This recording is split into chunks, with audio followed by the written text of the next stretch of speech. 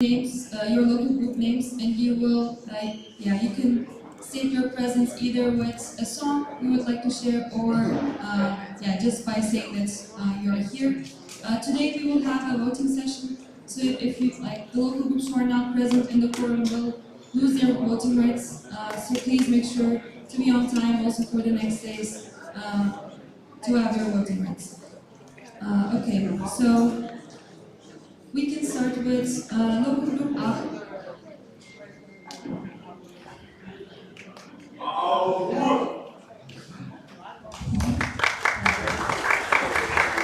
Thank you. And everyone, like, on behind, please guys sit down slowly. We already started. And we can continue with local group Ankara Weekend. Thank you for the efficiency. Local group Ankara Mezun. Thank you. Where is your second delegate? Are you the delegates who will be voting today? No?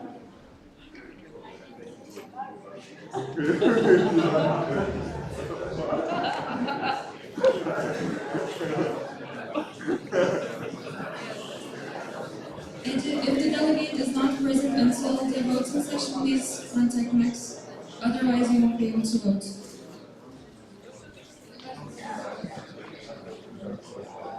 Okay. Local group Owen. Good morning. Thank you. Guys, can you please quiet down with the talking? Local group Aveiro.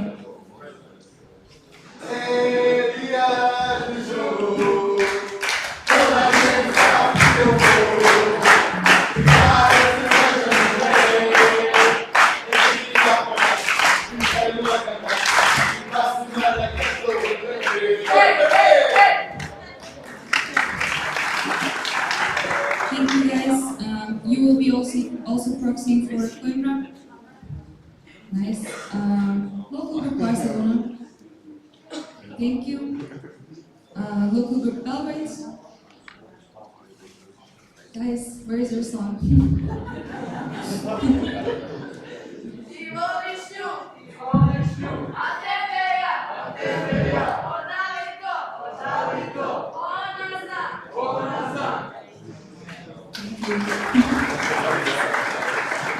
be proxying for local group Skopje. Okay. Local group Berlin.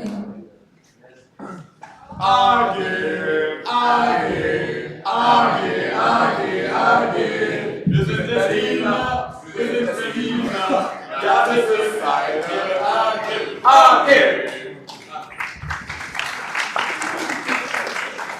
Thank you. Local group Braunschweig. We say fucking, you say Braunschweig. Fucking, Braunschweig. Fucking, Braunschweig. Fucking, Braunschweig. Thank you. Okay. Local group Bremen. Ich hab einen Ruf und meine Rufname heißt leider. Sie ist schöner, jünger, geiler.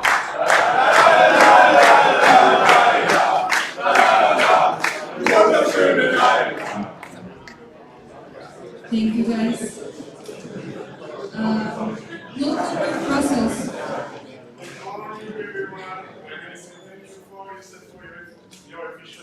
Thank you for Thank you. Local group Bucharest.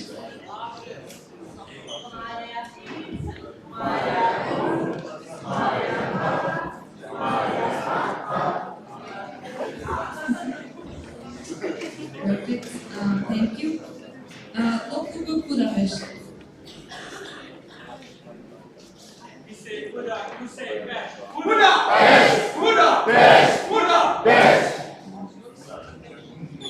Thank you. Local group Budapest will also be proxying for local group Lausanne. Local group Calabria. Calabria.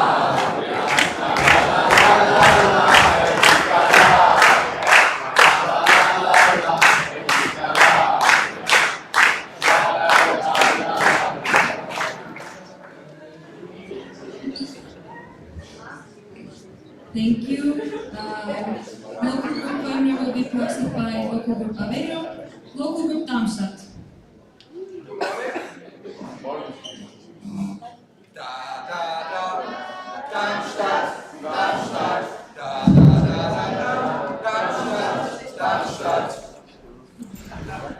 Thank you guys. Local group Delft will be proxied by local group Brussels, local group Dortmund. Thank you. Where is your second delegate? Okay. And are you the one who will be voting? Okay. Thank you. Local group Dresden. Lichtenfahren, Dynamo! Lichtenfahren, Dynamo!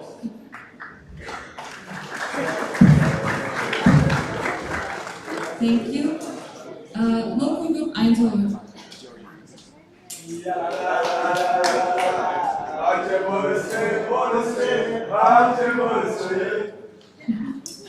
Thank you. Local group Famagusta. Morning, guys. Repeat after us. Cominasko. La visco. Ateca. Gulu zem. Gusta, forma,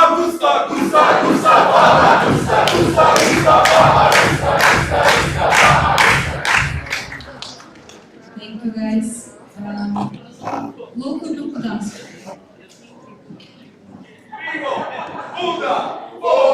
Buda, sex, muzyka, polityka. Thank you guys. Local group dance, you're also proxying for local group Krakow. Okay, thank you. Local group Gothenburg. Hello, thank you. Local group Graz. Thank you for the efficiency. Local group Penang. Good morning. Thank you. Local group Groningen. Northwest region. Don't get a song. Okay, the next one.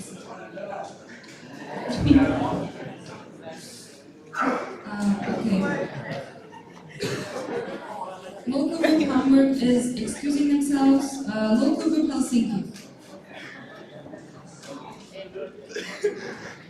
Salama iskee tuulta, joka päivä räjähtää.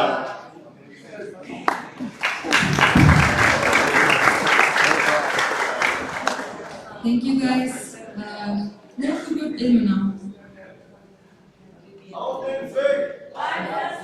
Ilmenau!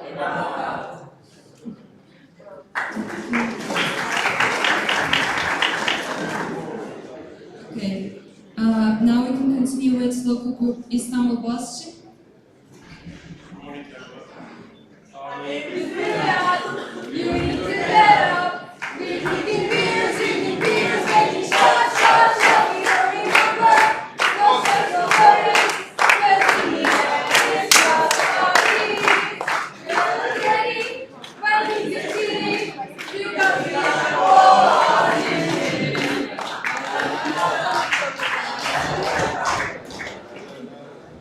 Okay. Thank you guys. Local group Istanbul ITU.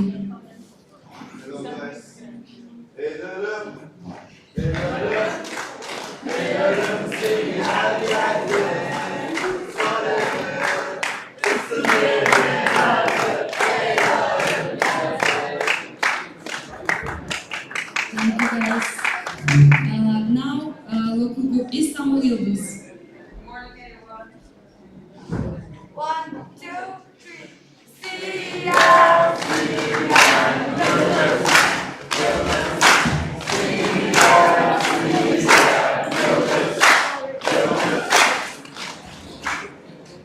Thank you. Local group İzmir DU.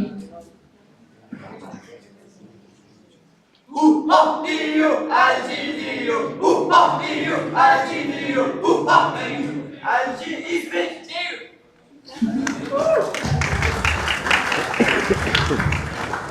you guys.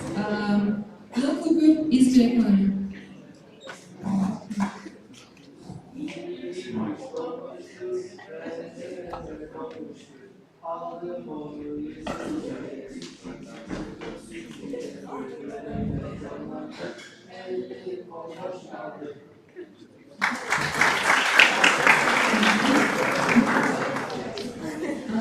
Local group Kaiserslautern. Thank you for the efficiency. Local group Karlsruhe.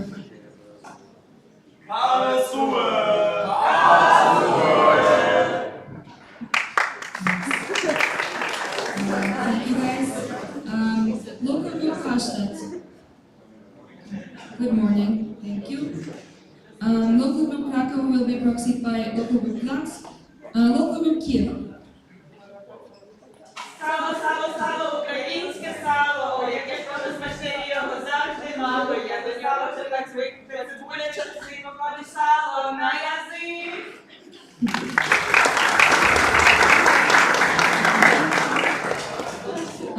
Local group La Peranta.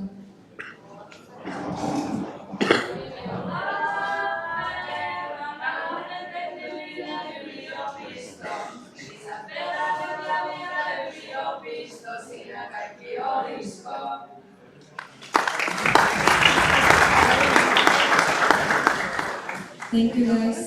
Local group Lausanne will be proxied by local group Budapest. Local group Liège. Good morning, thank you. Local group Linköping. Thank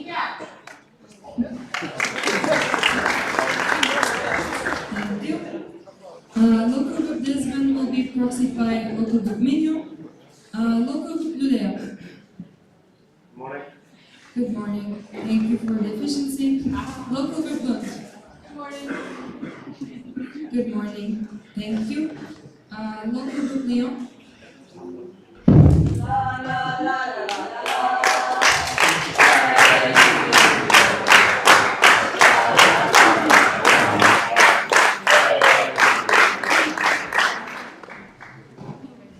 Thank you guys. Local group Madrid. Today is Tuesday. Today is Tuesday. Tuesday is the Lala day. Tuesday is the holiday.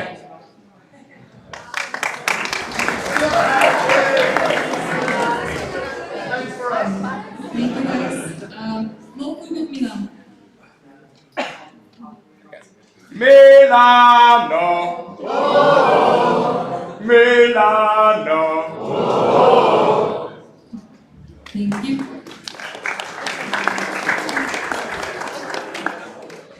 Local group Mina. LG! Bingo! LG! Bingo! LG! Bingo! Bingo! Bingo!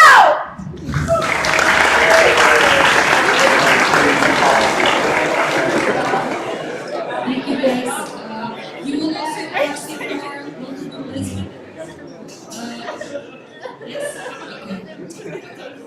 Okay. Local group Minsk. Nice to meet you. Nice to meet you too. Thank you. Local group Moscow. Okay, thank you for the efficiency. Local group Munich. Southern.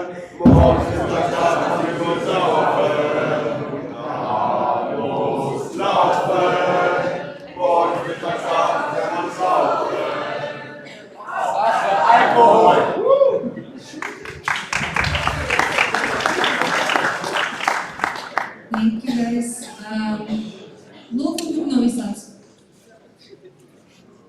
Good morning, thank you. Local group Orla.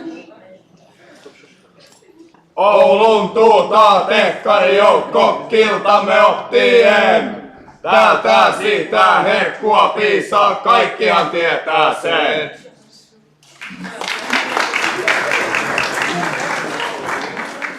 Thank you. You will also proxy for local group Vasa. Okay. Local group Paderborn. Anwesend. Okay. Where is your second delegate? Or At home. He's sick. okay, and are you the delegate who will vote? Okay. Great. Local group Piraeus. Piraeus. Piraeus. Thank you. Thank you. Now, local group Porto.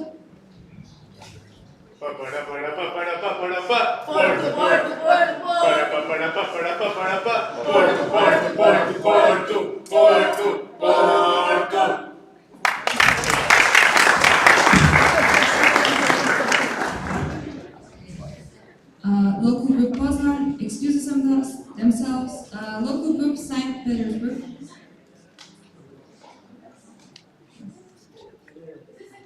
Good morning.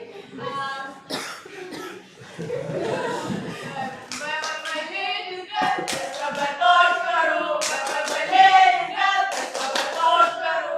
Thank you.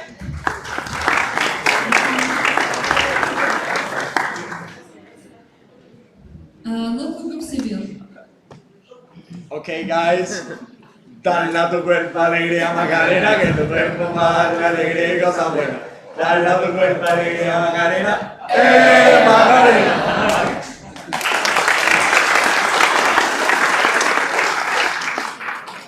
Thank you.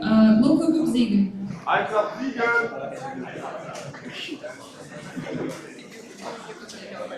You have your second delegate, right? Yes. Okay. Local group Skopje will be proxied by local group Belgrade. Local group Sofia. Uno po tebe, ti si usala, turi lo porta viva l'anna. Uno po tebe, turi trovato, mi trovo si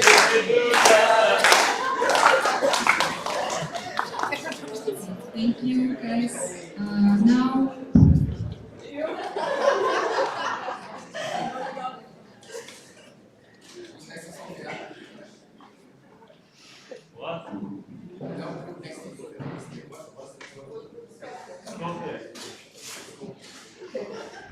Local group Skopje will be proxied by. Okay.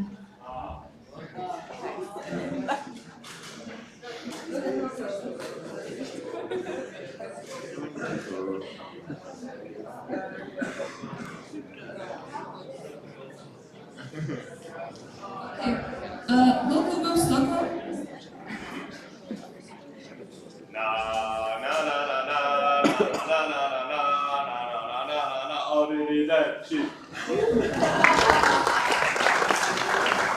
Thank you, guys.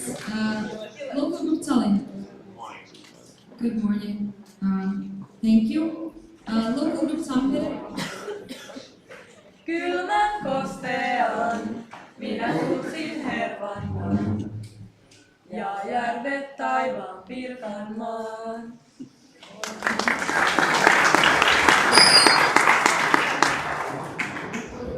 Thank you, guys. Local group Tagamurish. Praise the place that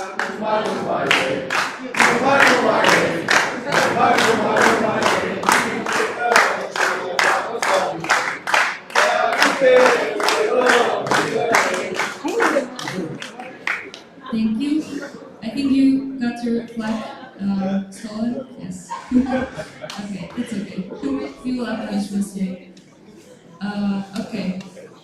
Local group Trondheim. Good morning. Okay. Local group Vasa will be proxied by local group Urdu. Local group Vienna.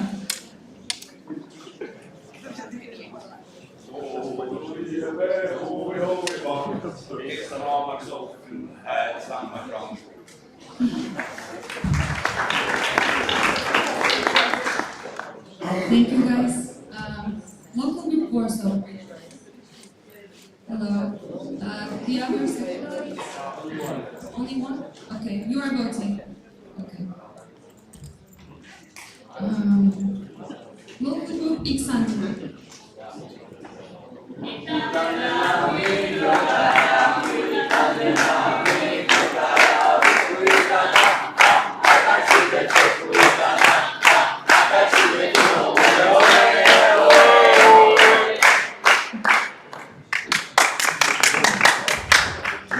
Thank you guys.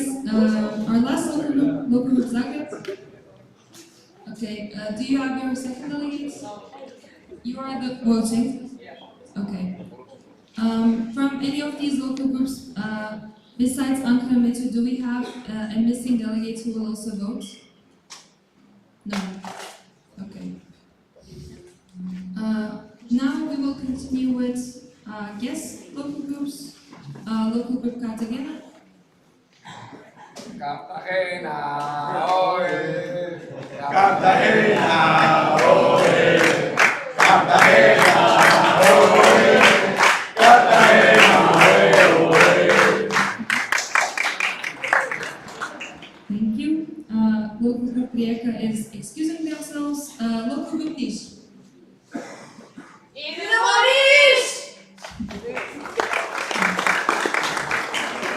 Thank you guys.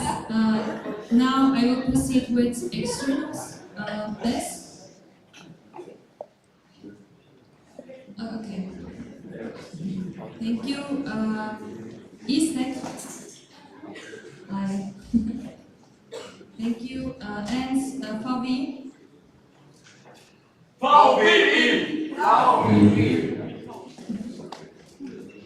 Okay.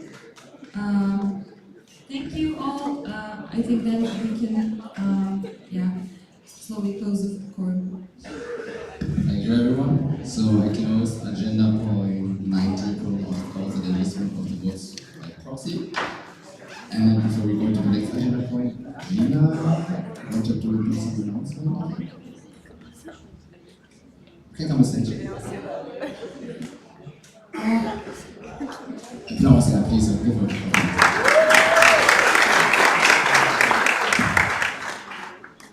Hello everyone.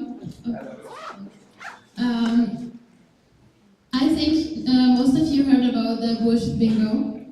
I just learned yesterday that it's always the responsibility of someone from Budapest because Balin did it for several times. So I decided to do it again so we can have some more fun together. Bullshit bingo is a 5x5 matrix about words that usually can be heard during the GA. So you will receive a link with an Excel file where you can find these words, and if you hear these words, you can put an X on the I don't know, boxes. And if you have the column or the row or the diagonal, you can shout bullshit because you have a bingo. But there are some rules. You can shout bullshit during applications, university presentations, or company presentations. So please be aware of that because it's really bad when if someone is presenting about the university or something and someone shouts bullshit. So you can shout bullshit when leaders or the board present, but please don't. Thank you, Janne.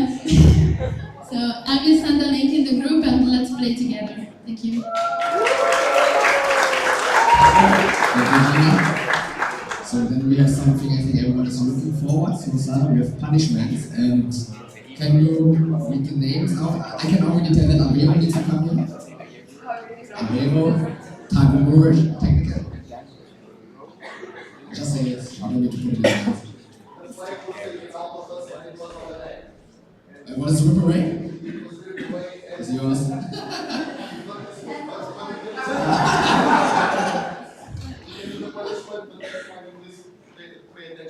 Okay, yeah. Please guys don't rip the reflex away. If they find them somewhere, it's fine. But please don't rip them just away from people or access any stuff like close plates. Technical? Message still here? In case plate, okay. Okay, we have Tago Murish. You can come to front. Then also LG Sofia, Yeah. LG Lish, come Karlstad, Siegen, Chris. Oh no, Chris. Oh, Chris was cancelled. No, cancelled. Seville, Eric, Gdansk. Okay, guys, come. Istanbul-Yildiz. Beto, but you're coming with more. You guys have materials. I see. Can we have music or no?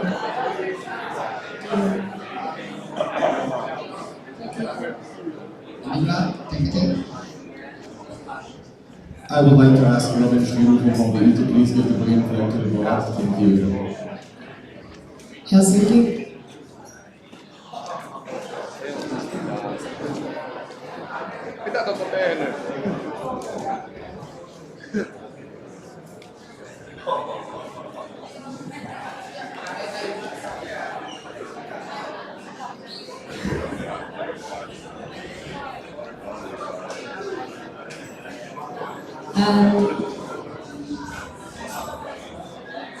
Yeah.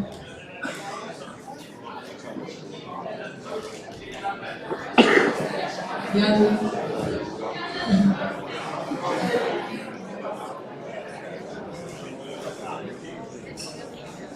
Okay, guys, wait. You can actually stay by the next to the stage, because you will come across.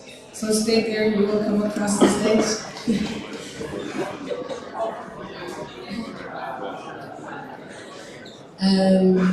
So the punishment is called caterpillar.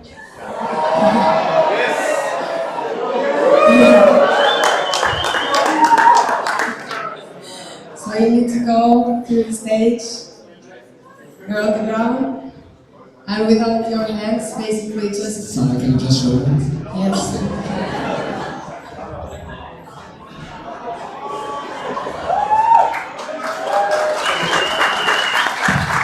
You got it?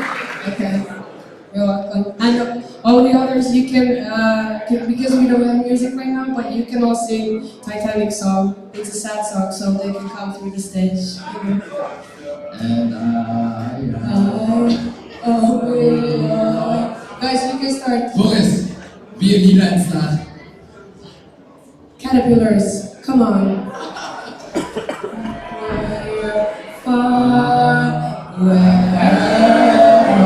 Without hands, boys, without hands. Hands behind your back. No hands, guys, no hands. No hands. No hands. No hands.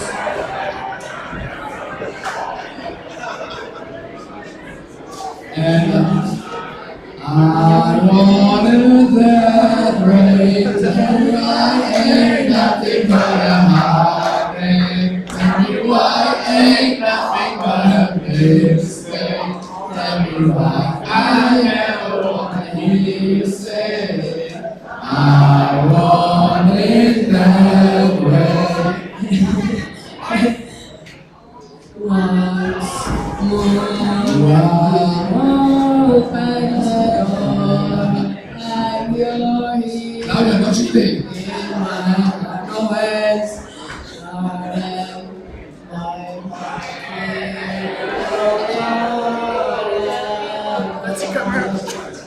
Every night in my dreams, I see you, I feel you. Days I know far across the distance and spaces between us. You have come to show you.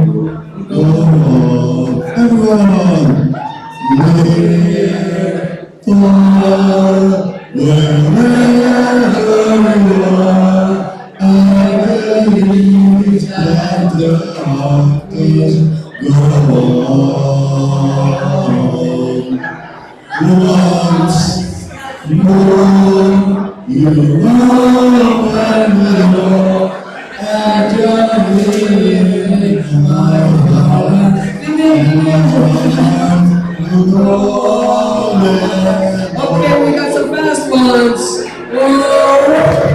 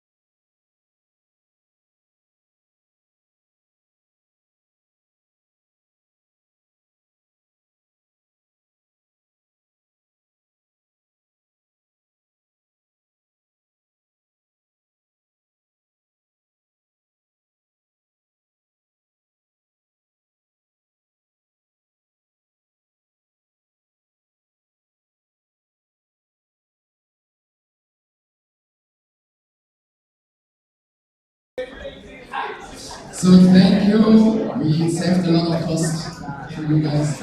No cleaning service today.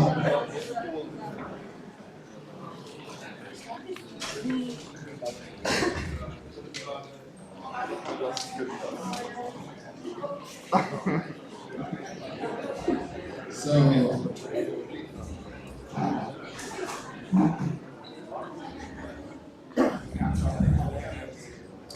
okay guys in the back, sit down, please together.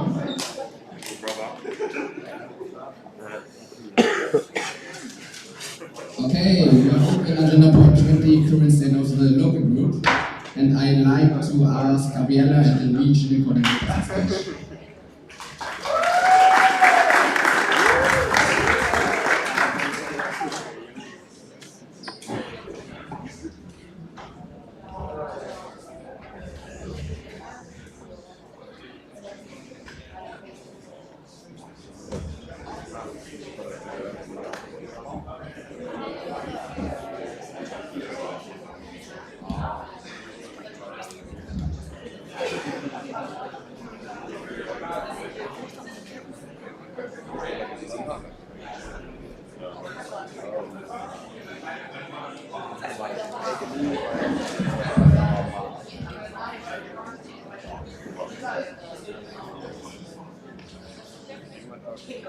So, good morning everyone. We are now going to have the region's presentation.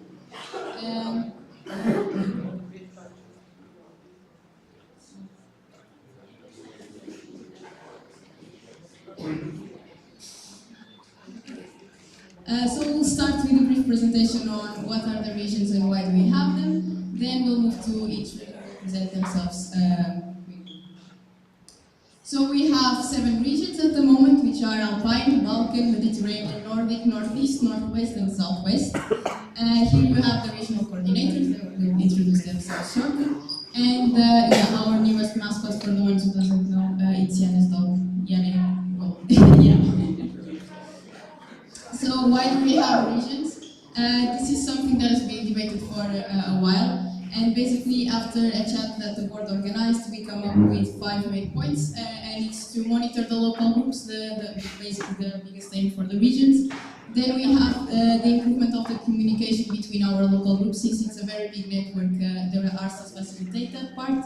Then improve the communication between centralized team and the local level, increase the cooperation, and to connect people. Hello, I'm Gina. I'm the regional coordinator of the Alpine region. I have 11 local groups in 5 countries. I have Auvergne, Grenoble, and Lyon in France. I have Darmstadt, Karlsruhe, Kaiserslautern, and Munich in Germany. I have Vienna and Graz in Austria, and Lausanne in Switzerland, and Budapest in Hungary. There you can see 3 pictures. The first one was taken in our regional coordination meeting in Darmstadt. The second photo was taken during one of our chats, where we invited the Satisfy board to introduce themselves to the local responsibles. And the last photo, I don't know if you can see them, but it was taken during the the CM preparation. What we had with the Balkan and Nordic region together, like it was a cooperation between 3 regions. Hello everybody, I'm Javana and I'm regional coordinator of Balkan region, and I have 6 countries in my region, and here you can see local groups that we have. It's Belgrade, Bucharest, Moscow, Novi Sad, Niš, Rijeka, St. Petersburg, Sofia, Skopje, Tartu, and Zagreb. And in these pictures you can see some of lovely people from my LGs. And yeah, regarding the events that we did in the region, we had CM preparation weekend together with the Nordic and Alpine region, and we are also planning to have a motivational weekend in first weekend of December, so yeah.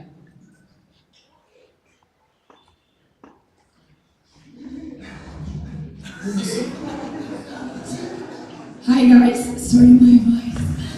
I'm Maki, also regional coordinator of Mediterranean.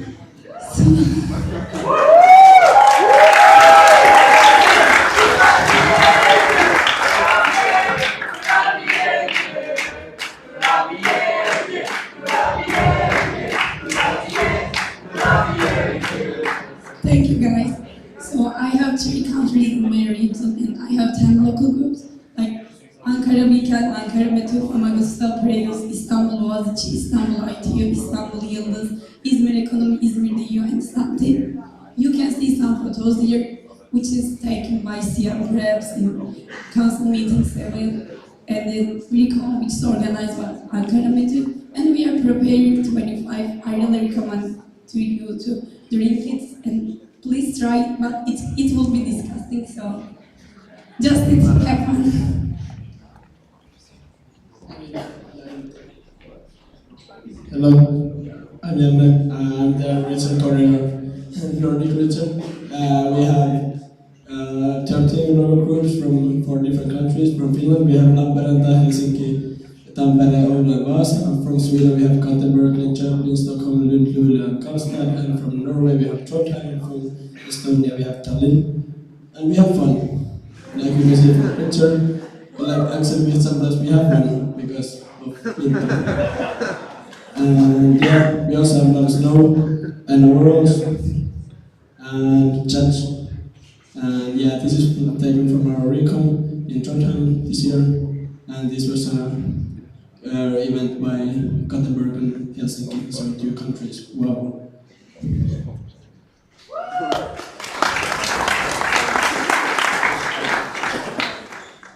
So, hello guys, I'm my colleague Roger Brigham, and I'm the regional coordinator of the Northeast region, also much better known as Potato Region. So, first of all, I want to announce that we have a new logo. I mean, it's kind of like the old one, but we included a kid Minsk, as you can see. So, and I have all the groups in my region, as you can see, in 4 countries now. We've grown. So we have Hamburg, Munich, Braunschweig, Berlin, Ilmenau, Dresden, Germany, Danzig, Poznan, Warsaw, Krakow, Poland, Kiev, Ukraine, and Minsk, in Belarus. These are some very nice pictures from the recon in Krakow that we had in April. As you can see, there was not that many people compared to the size of the region. We have more people on pictures from Zimbabwe, but I kind of lost the pictures, so yeah, that's why we see this for now. Regarding what we did, we had, as I said, we changed the logo in cooperation with the LRs, and we had a CM Corporation event online, and yeah, at some point we're going to have a motivation to get a recon, obviously, and yes, thank you very much.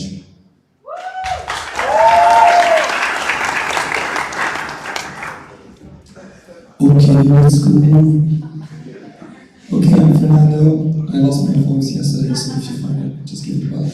I'm from Brussels. I represent, I believe, the region where the beer is best, Northwest. I thought I could have just one slide, so I put all the pictures in it. So, to make it sharp, that's our logo with beer. That's the region in Lappeenranta with beer. That's the former RC and the current RC with beer. This is the LRs with beer, and that was in Paderborn like 2 days ago, I believe, with a lot of beers as well. So basically, we're having a lot of events, it's working well, and yeah, I hand over the mic to my colleague. Cheers!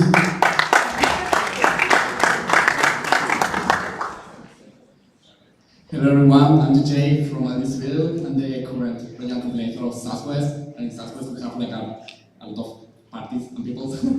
But we have like CM Seville, which was great, and now we're gonna have like CM Porto. I hope that you all apply for it and try semi-finals. I'm so excited. So just come to Southwest because we never rest. We are all day like making things. So come to Southwest.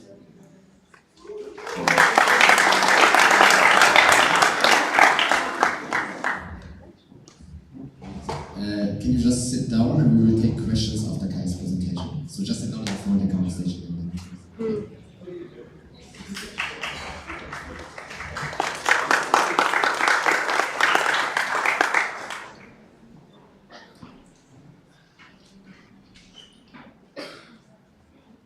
Yeah, so we want to use also the opportunity now here in the morning to talk a little bit about our local group, what basically matters the most here in our network.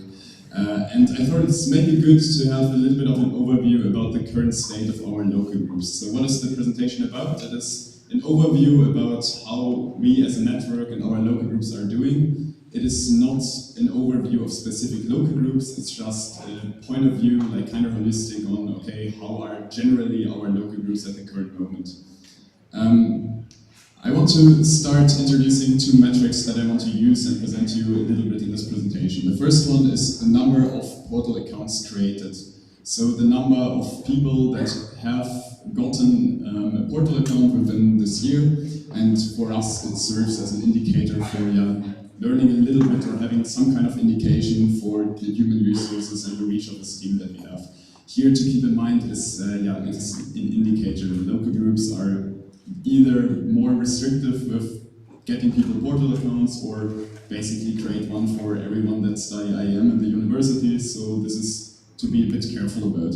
Next we have the average number of applications to STEAM events, which here can serve as an indicator for participation in STEAM and the interest in our offers basically. If we take a look now on the number of portal accounts created, what we see here, a comparison between the years from 2013 to 2022.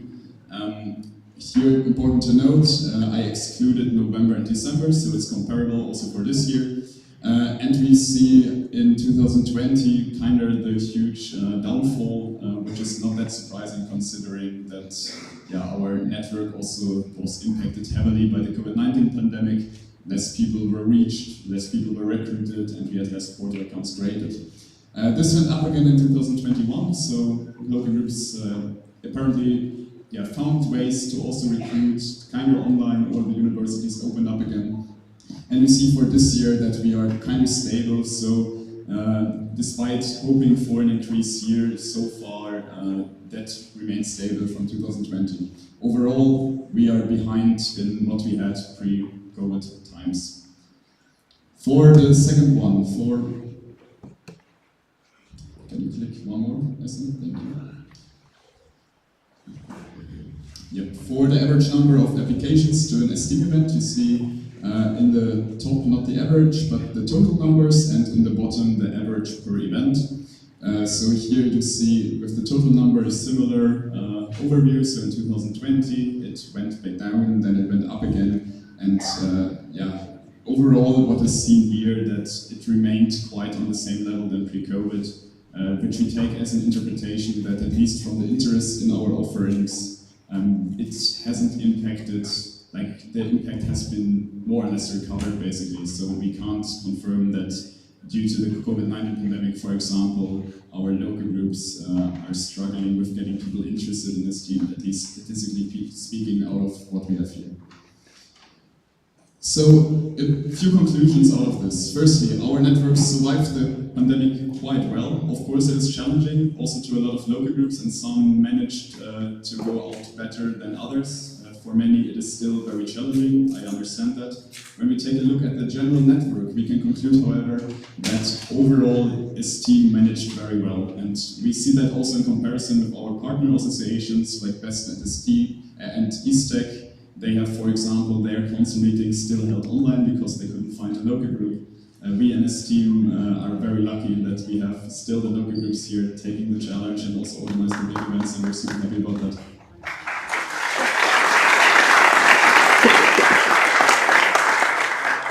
Next, local groups recruit less people than pre-COVID, which we saw in the first graph. So right now, the level of human resources is basically a bit lower than before, although it is increasing, and we hope to get to the point in which we were before soon.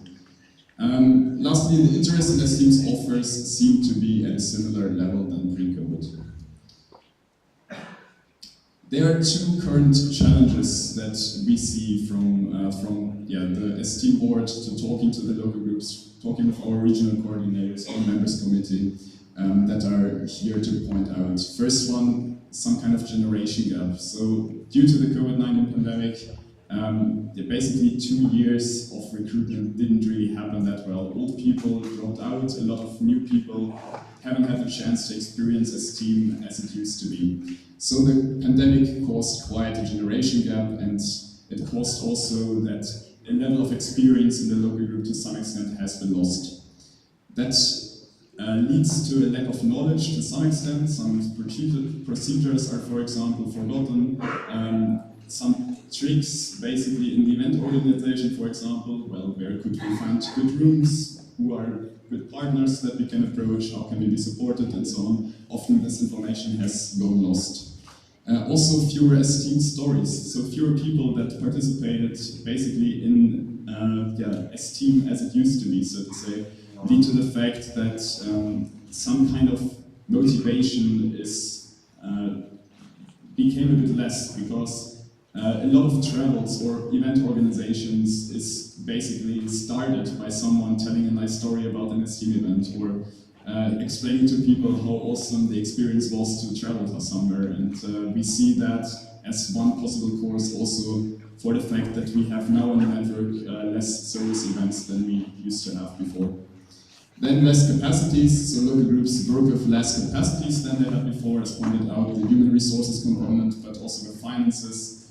This is very individual, I would say. Some really captured the benefit of also having online offerings provided to companies, and thus really generated quite some income, but for others it was very difficult to find sponsors, to find income, to become or stay financially stable. And we see that also with other effects now regarding the gross economics that make it quite hard.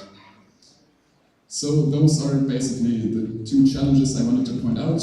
The question how we address that. Firstly, we see the regional coordinators as one very important entity, especially this year. You people are here to explain esteem to the local groups, to be there to really counter the knowledge gap, so to say, that has been created.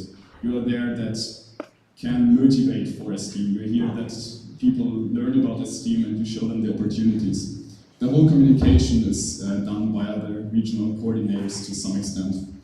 We have the event quality committee. We turned it this year from a task group into a committee because we really thought this is now a continuous process. The work of the entity is to ensure quality in our events, to also help in the event organization, support the local groups, provide new ideas, and have some kind of quality insurance. And we believe that this is now not a one-time task. This is something that we could use continuously, and we especially see this year the importance of that, which is why we turned it into a committee as well. I know that the question was raised yesterday. Last, the encouragement of event organization, because when you are hesitating to experience esteem by going somewhere, you can bring esteem to you. And this is a great opportunity to basically learn about what it is to be an esteemer and how amazing it can be to also organize something. We are focusing on simplifying the event application process as an example to support that a little bit, and you can learn about it in a presentation on the last GA Day. So this is more or less a little bit of the actions that we believe can be taken. We are also happy to learn more if you believe there's another opportunity that we can take to fasten the process a little bit, to get back to where we were, so to say, and to maybe even go further. I want to point out one last thing. We believe that a lot of challenges that are now on the network are solved over time naturally by people traveling again, people organizing stuff again, and it will trigger some kind of chain reaction. However, it is still our task, our duty to fasten that process and support you on the way. Thank you.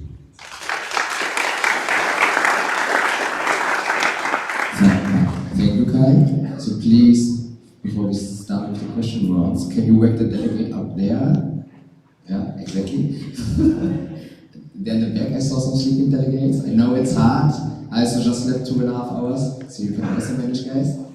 So can the region coordinators in the background come on stage? Kai, can you give the microphone to the organizers? And you can get this. So if you have any questions, we have question time now. So same procedure as yesterday. Please stand up. Darmstadt.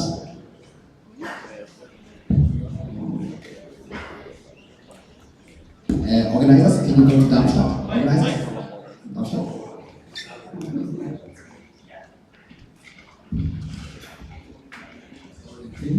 Yeah. Hannes Martin, LXV Darmstadt. I have a question regarding the event application stats. Are they also including the online events? And if yes, how many of the events were online and how many were in person? Yes, I didn't exclude the online events in the statistics shown. How many are there, I I don't know by heart right now, but I can provide you the information soon. Maybe check regional, I can write it there. Okay, the person in the back was then? Like, yeah. Oh, okay, it's no question. Okay, okay. João, in the front.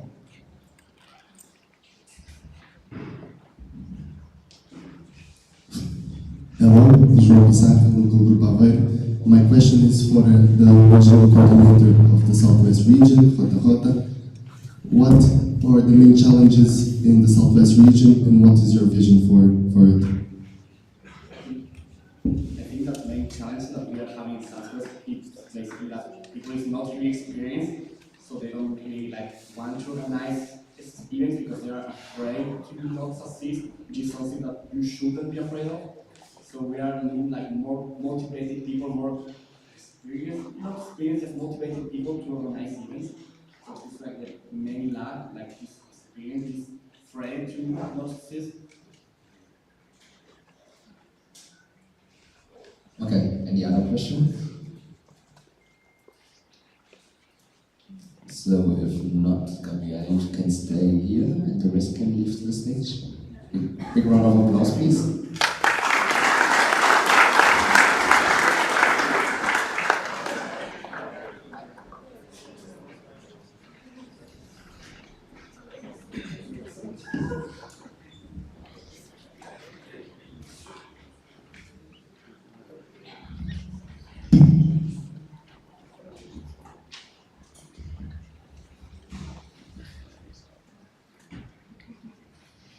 So now I will give you some updates on our local groups, specifically the guest groups. So in members committee we defined 3 stages for the local groups to join the network. The first stage is the guest group, then they can move to observer group and later to the member group. So after this we have some expectations for the guest groups. These include that they can participate in STEAM events, they have representatives in CMs as you can see, and they can request the observership status after meeting the requirements. There are some restrictions for these local groups though. The students from the guest groups cannot be elected. The only legal entities can organize events, so if they are not a legal entity yet, they are not allowed to do so, and they cannot write during the council meetings. Other than this, the requirements for them to move to the observership are the following. I'm not going to all of them, but it's pretty much the requirements we have for the member groups, just reduced in number. So for the guest groups, they are invited by definition, then we see if they are aligned with STEAM. We understand what they have to offer and what STEAM can offer them. At the moment we have 3 guest groups and no observer groups. The first one is LG and Rijeka. There you have some information about them. They become a guest group in CM Seville. They haven't organized events yet, but they are already planning some and looking for what opportunities they can organize. They have had travelers, like 8 travelers from different members. They have their legal documentation complete, and the overall state of LG Rijeka, they faced some difficulties because there were some board issues. Also, the LR changed. But now they are focusing on recruitment, and yeah, they have a good relationship with the university, so we are sure that they will overcome the issues they had in the past. Other than this, we have local group Cartagena. Cartagena also joined the network during CM Seville. They have organized events already. They organized a Spanish motivational weekend and an exchange with Sofia. They have had 20 travels done by 12 different members. The legal documentation is also completed and they are highly motivated and interested in STEAM. Other than this, we have local group NIS. It's one of the newest local groups in the network. They joined us during CM Belgrade. They haven't organized events yet, but they will organize the Balkan Motivational Weekend in the first week of December, so very soon they will have their first event. They have 4 travels done by 5 different members. The legal documentation is also completed and they are highly motivated and interested in STEAM as well. So for the observer groups, we also have some expectations. These are very similar to the ones for the guest groups. They can have representatives at CM, they can participate in the STEAM events, they can organize events except for CMs, this one is different, and they can request observership status after meeting the requirements. Other than this, they have some restrictions, being them that the students cannot be elected, the projects established with internal regulations, and they do not have the rights to vote during the GAs as well. The requirements to become members, again, are pretty much the same, just they change the numbers like of what we need them to be. For the observer groups, it's learning by definition, like that's the main point. They learn how esteem works, they set their placement in the network, and then they learn how to think strategically. Like this stage is a bit more complex and more towards moving to the membership process and becoming full members. So LG Cartagena is applying for observership. I'll ask you for a big round of applause for Cartagena, please.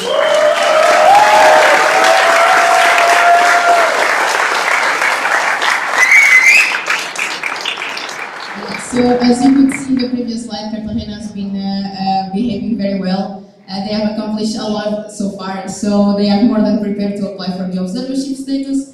And we'll have a voting session about that and what will happen if you vote yes or no. If you vote yes, Cartagena will move for the observership status. If not, there will be a second voting to prolong their guest status. And if you vote no for that, they will have to leave the network. That was it from our side, so thank you. Any questions, feel free to ask. Thank you very much. Just to clarify, the voting about Cartagena will be on the last day, so we will not vote upon them today, just to clarify this. So we have time for questions. Gabriel, can you take this microphone and give this to the organizers? We will have the many microphones today. Any questions for this presentation? Yeah, let's start with the coordinators.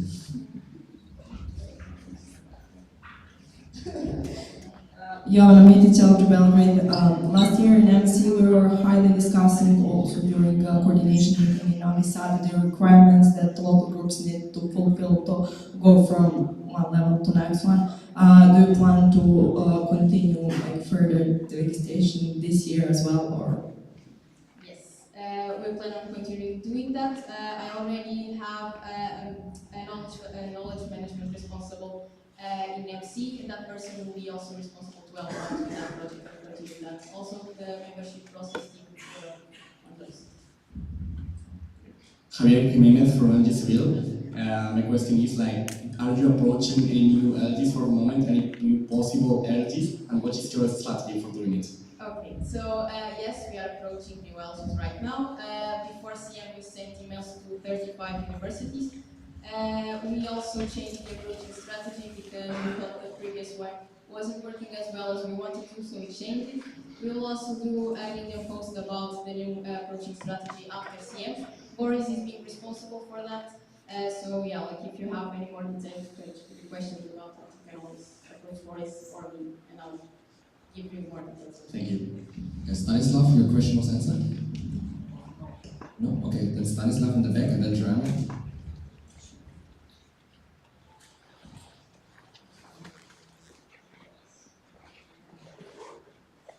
No, it's fine. Okay, then Joanna. Staskani, LG Sofia. Regarding the finishing of the different stages, is there any sign between the esteem board and the local board? And is there a template which could be accessed to see how does it look? Can you repeat the question, please? For instance, a local group is applied and approved to be a full member of the Steam network. Is there any signing of a contract or understanding between the network and the local group? When the local group moves to full member, it is also voted during the council meeting, so it's also registered in the minutes of the council meeting. So in terms of written documentation, that's it. And yeah, since it's the vote of the council and everything, it's documented, so I'll say so. Thank you. Joanna.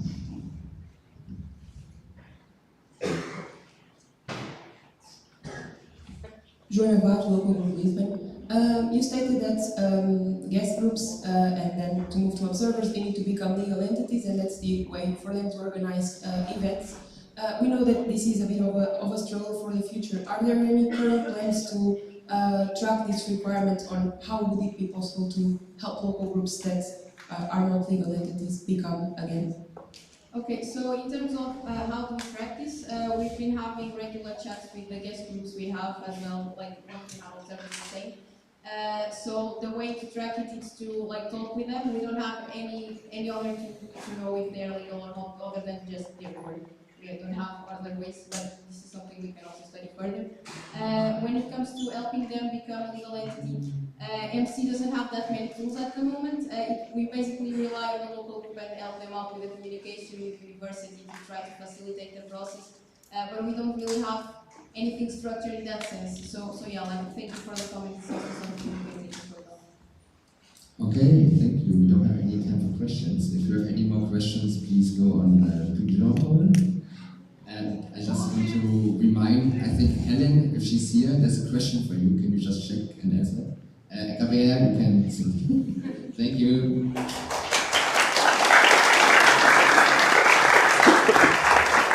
So I close agenda point 20, current state of local groups, and I open agenda point 21, current state of local group Kiev, and I go on stage.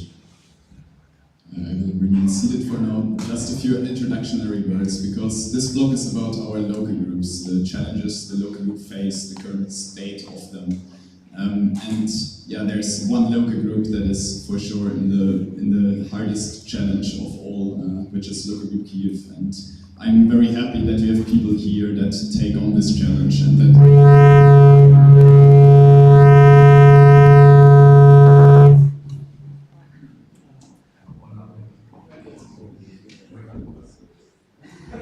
Good morning again. So I'm very happy that we have people here that take on this challenge and that dedicate so much of the time to offer something for the people still there, that are so eager to still be part of this network and do each day their best to give people perspectives as well. And this is why I'm very happy to welcome the initial organizers of this council meeting that unfortunately needed to be cancelled. And I want to welcome on stage the delegates of local group Kiev.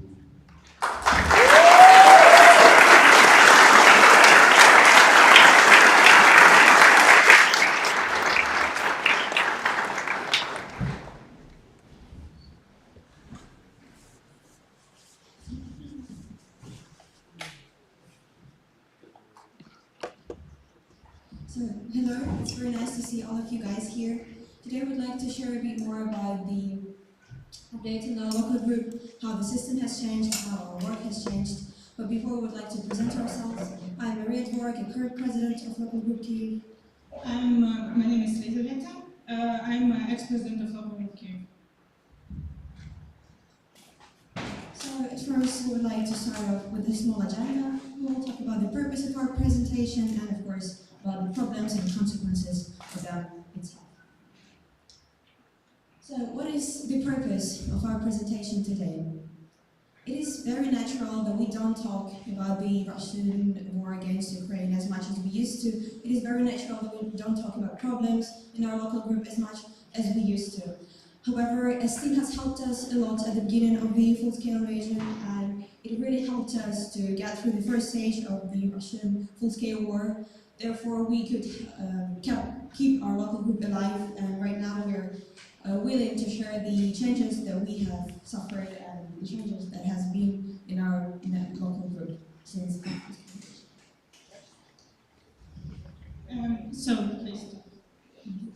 Here you can see how now divided our members.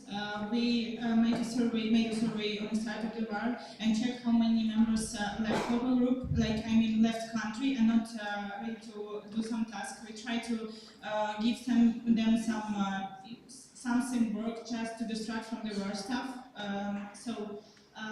Some weeks ago we finished another survey. And you can see the current situation. So we have 30% of active members who already do some tasks, and 15% of active alumni, and more than 44% are non-active now. It means that people can work online or offline. It's include the people in other countries that evacuated during the war, and it could be the people who now stay in Kiev. So what are the reasons behind it? work is really difficult to get through, not only psychologically but physically too. Our members are constantly changing their location, inside or outside of Ukraine, depending on safety measures. They are also constantly receiving some news. They are trying to study. They are struggling with finding work, or they are finding working multiple jobs to have some money. They are also living under the shellings. They are living under air raid sirens. They are also, if they left Ukraine, they're trying to integrate into the new country, and it all leads to the physical exhaustion, emotional exhaustion, overload life struggles, and uncertain life situation, and that all creates decrease of motivation, depression, some physical illness, and of course, esteem is not the priority for a lot of people since they have some other stuff to do. That is completely understandable, and that all causes the decrease of motivation in our local group, and therefore decrease of activity.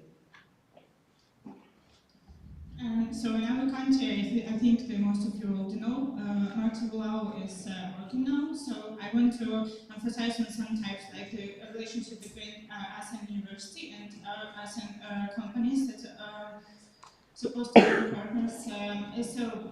About university. So now a lot of, on the base of our university, we have some voluntary organizations that work more with donation and help some people that suffer from war.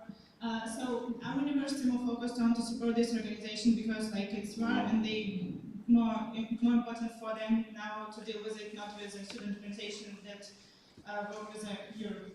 And that's why it costs that we have degrees of support from our university. For example, we had office before, but they can't provide it us with this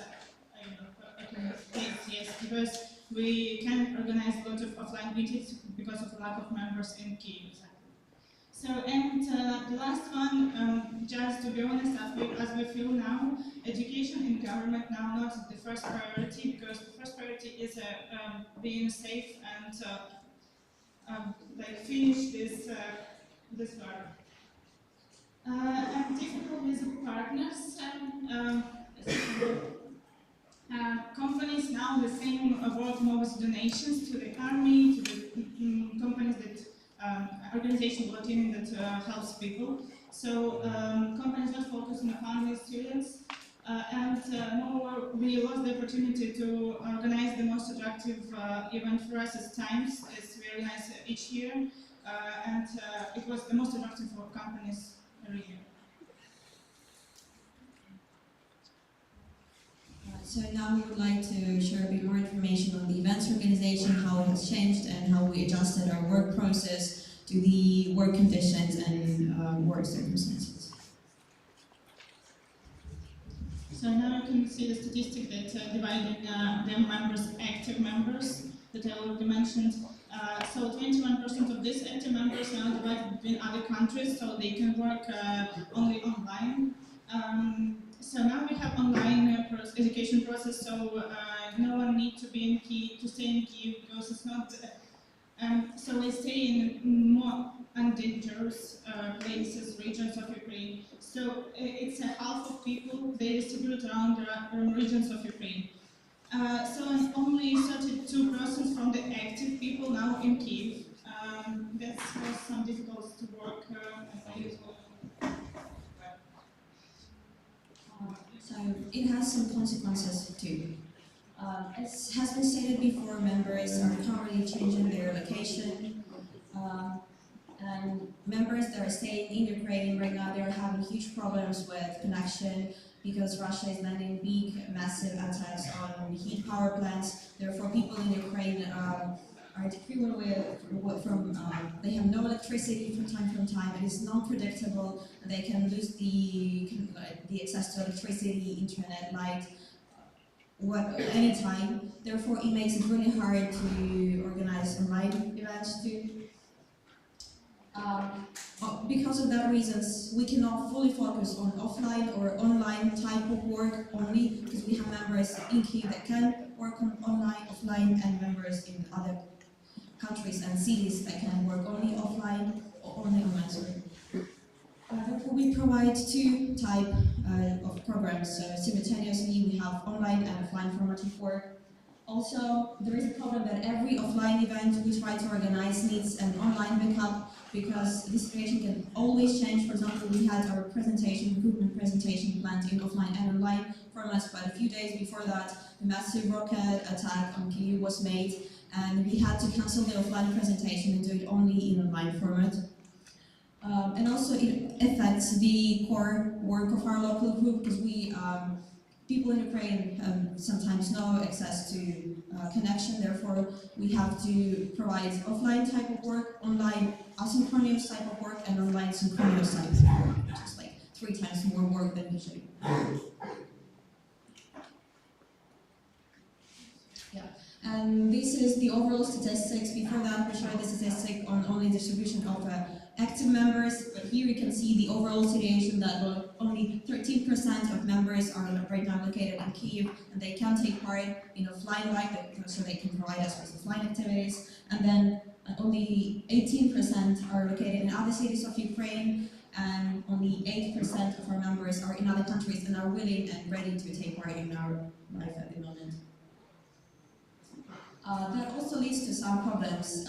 Traveling for Ukrainians right now is rather an exception. It's really hard to leave Ukraine, and if you leave outside of Ukraine, it's also hard because there are a lot of processes for refugees in different countries, and also we are suffering a constant instability. Therefore, it leads to a problem with maintaining a sustainable activity level in our local group. There is also a lot of opportunities in STEAM that were ready for Ukrainians and other students in STEAM are right now unavailable for us. For example, traveling and so on, so this was like one of the most appealing for our members. And we also have a hybrid way of working with our members, therefore it is hard to expose this team spirit to new members because they not always can take part in our events offline. And also we have a huge problem with interaction with aggressor countries, local groups such as Russia and Belarus, because there are known occasions where our members will cancel their applications to events because they are not willing to, they may be triggered or they are not willing to take part into the events with aggressor countries. So lastly, I want to say, I think you remember the video from the CM Belgrade. That time we really want to say thank you to all networks for support. But now this presentation is to show you that we still want to make our contribution to this network and still be alive. And just even if this bad and real difficult condition, we try to do something and still keep local group alive. So that's it. Thank you.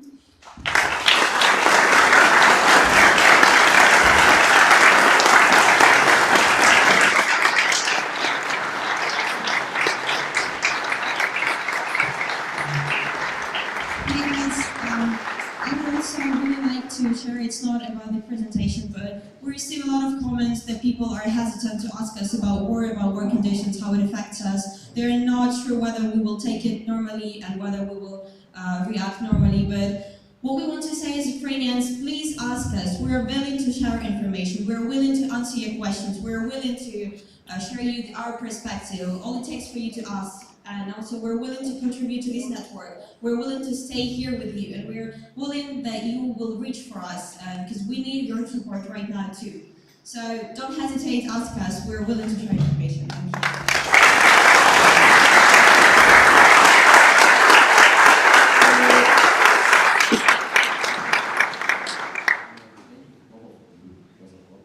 We actually have time for some questions. Do you want to take questions? So does anyone have a question who wants to state here to the delegate of HQ? You heard it, you don't need to be shy. Yeah, we have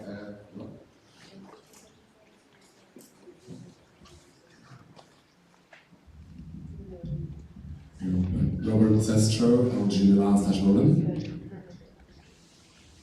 Yeah.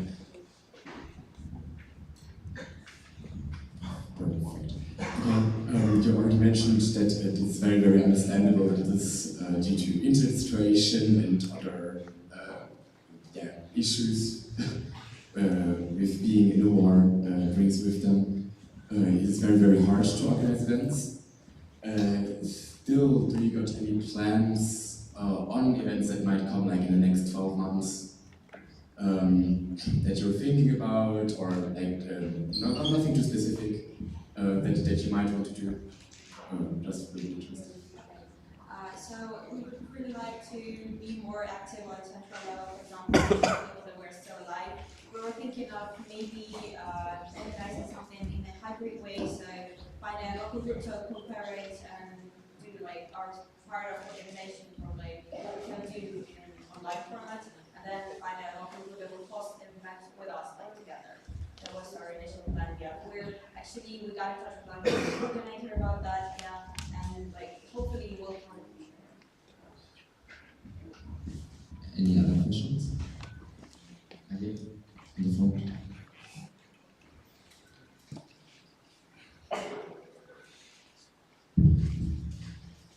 Met Turk from LGR. Just curious about to what extent does it affect the male members of your LG actually? Could they leave the country or are they still? How does it work in our country now? So men are important for our country now, and they can't leave country at all, even if they have health disaster. Problems with the house and don't have to go to the army. So only girls now can travel. As you can see, I am here.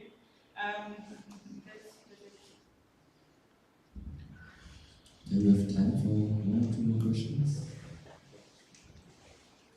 Okay, well then, a big applause for our two delegates. Thank you.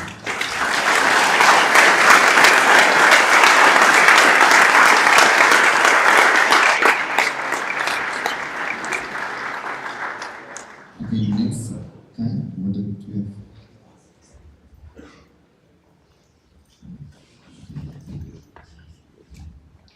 Okay, so yeah, we just listened to the situation of local Kiev and how the war impacted their local group and also them as esteemers, of course. And yeah, thank you once again for your strength and for your courage here to present also. When it comes to discussing the war in our network, one might say, okay, Esteem is an apolitical organization. Why do we even talk about it? To that person, I have one response. Esteem was founded out of the idea of a connected Europe following the fall of the Berlin Wall. Throughout its history, Esteem has advocated for an inclusive society that embraces diversity and democratic values. Our network has always represented what is important to young Europeans, such as sustainability, for example. Esteem is apolitical in the sense that it does not support any political party. However, Esteem has always stood up for its values and what is essential for us as Esteemers, particularly when it comes to issues that directly touch us and our futures. Russia's war against Ukraine is one example of that. It is a direct attack on all peace-devoted citizens and on all of us in Esteem who believe in an interconnected world based on solidarity and collaboration. If we ignore that, if we would choose to be silent, wouldn't that be political as well?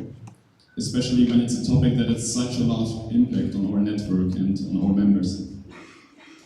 As the Esteem board, we are happy to have witnessed impactful acts of solidarity with members of our local groups volunteering to support those in need. Esteemers formed an evacuation initiative when the war started.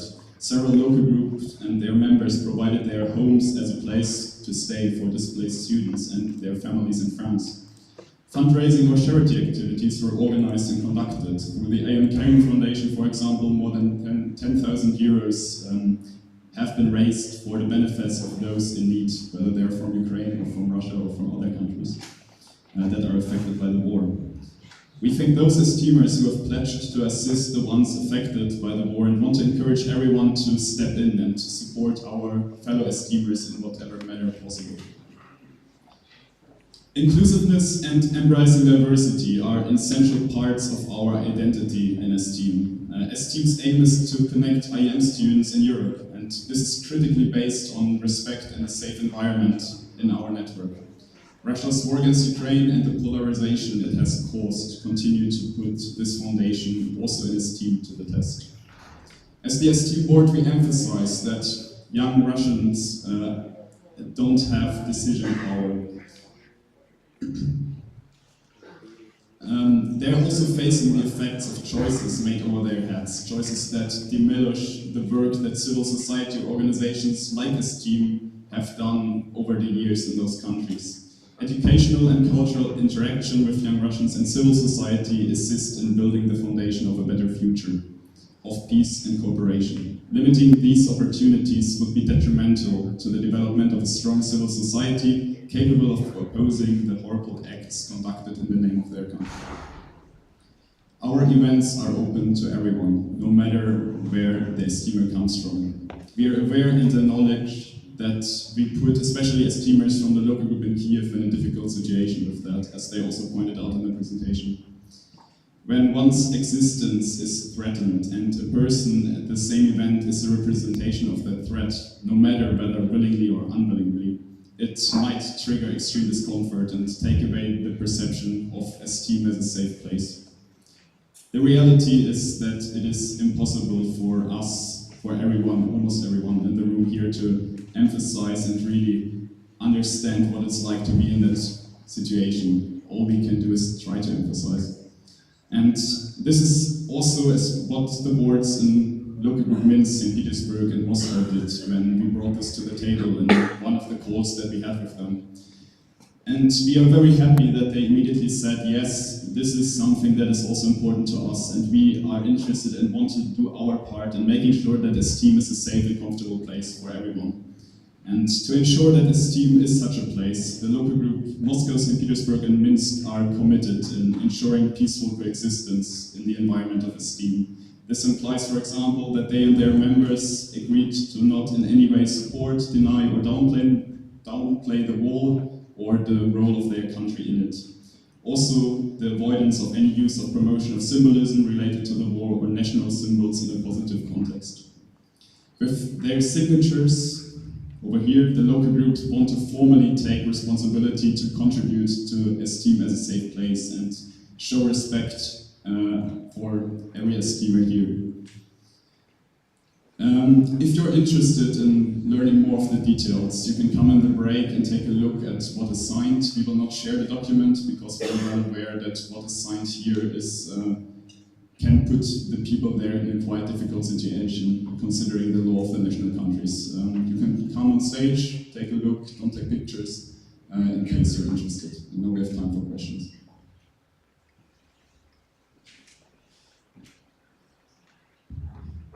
Are there any questions to the speech? Yeah, please stand up. Hello, Maciej Flex, Local Group Gdańsk. And I'm not, what I'm going to say is not like a reflection of, I'm not saying anything about my political thoughts now. I just want to ask a question, after the war has escalated, because we heard called an escalation, of course, there have been many sanctions, many services that steamers from Russia and Belarus have been using.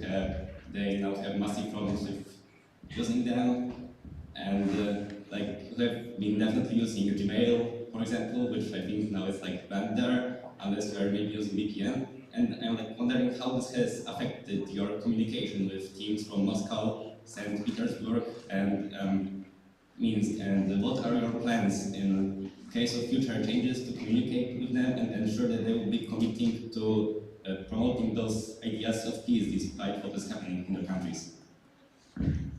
So the communication as such went very smooth. We can reach the local groups very well. That is by the fact that pretty much everyone is using the VPN, I assume, but I think the people from the local groups are better to answer that question. When it comes to more sensitive stuff, we, for example, used for this kind of documents Telegram to send it to them and avoid email. Okay, thank you. Eric in the back. In the back, yeah. It's wrong.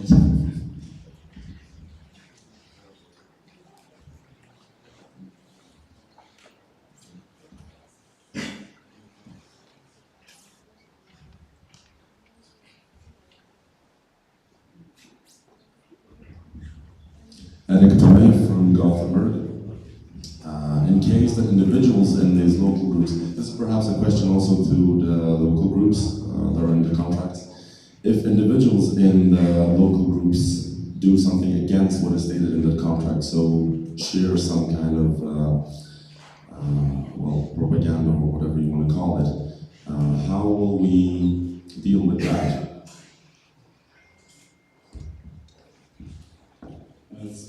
So the procedure is pretty much similar to what we have already like proposed with the code of conduct that we had presented yesterday. So in case there's a severe violation of this, basically, of this commitment, the local group agreed to take responsibility to hinder participation as team for that person. Okay, thank you. Molina?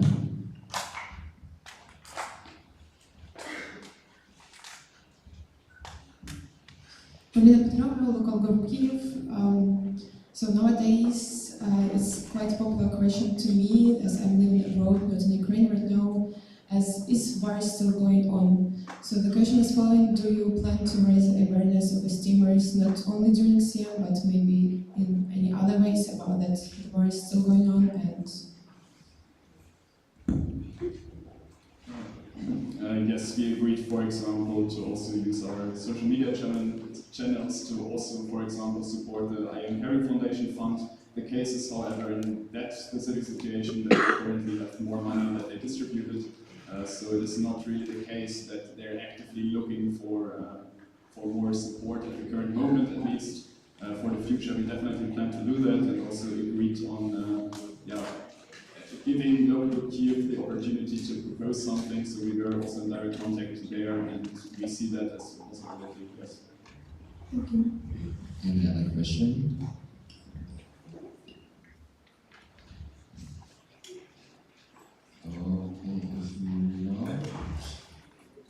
Then we can. Okay, thank you everyone. So we're closing agenda point 21, current state of local Kyiv. And we actually have time for a break now, so I'd like to ask you to be back at 11:10. So enjoy your coffee break, and 11:10 sharp German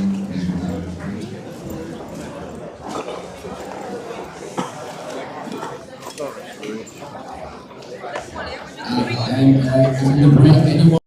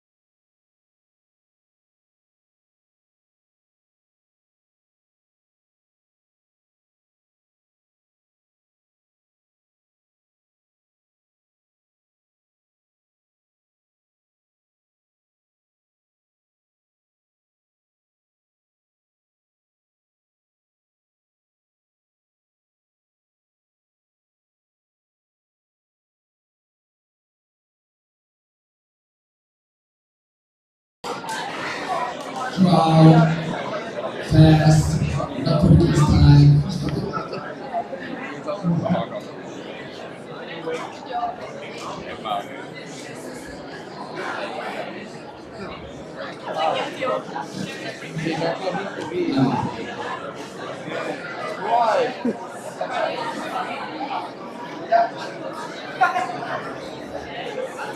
Oh no. Okay, everyone. Welcome back. So we have two announcements before we start with the day. Please listen. Ali from LXV is missing his flag. So if anyone has the flag from Uber, bring it to me so we can give him a punishment later.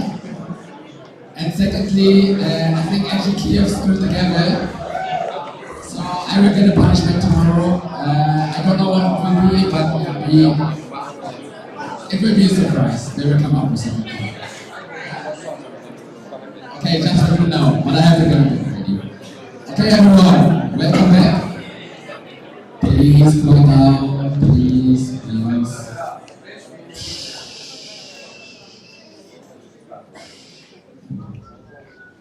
So we are open agenda point 22, motion report criteria to distribute region, and I ask Kai and Peter on the stage.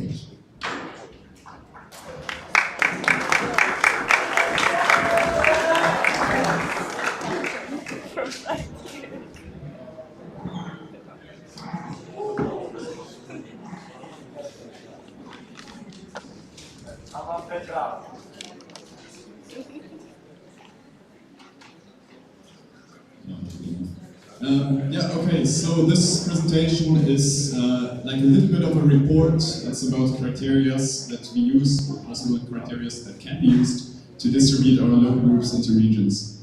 The background of it is pretty much that you don't need to read it, I will explain it. So at the last council meeting in Belgrade, there was a motion raised by a member of a local group, which you were introduced also in the first GA day, so every one of you can get to us and have a proposal, basically raise a motion. And that proposal was that we as the board elect should think about how we distribute regions in the motion, in the network, how we distribute our regions basically. The background there was that it was observed, okay, we have regions and we just want to see, well, are they working in a good way? Are the criteria that use the right one? The intention was also based on the observation that, okay, regions are now clustered basically geographically mostly, so there was the possibility maybe to also foster a little bit more the cultural exchange perspective in how we distribute regions. So that was the motivation behind this kind of motion. So for us the task was, okay, let's do some research, see what people think, and see what we think is a good way on how we distribute regions, what is even out there, what can we use. So after CM Belgrade, we got together in our first board meeting, already before the mandate started, and we thought a little bit about how we want to approach it, the process, what we want to do, and we defined there also, okay, what is for us the purpose of the regions at the current moment, how are we distributing them, and that based also for the future to conduct more of an opinion poll on what people actually think. And we did some research on previous proposals that were raised in the direction of redistributing regions. Important here for us, the scope is research, getting people's opinions, seeing what is possible. We don't currently intend a change in the regions. So in September we had an email post about it and invited for an open meeting. That open meeting was then also attended by quite some people, and there we together had a dialogue basically about what are the criteria that we can use and what kind of impact are possibly generated by those type of criteria. And that is what we want to report on today mainly.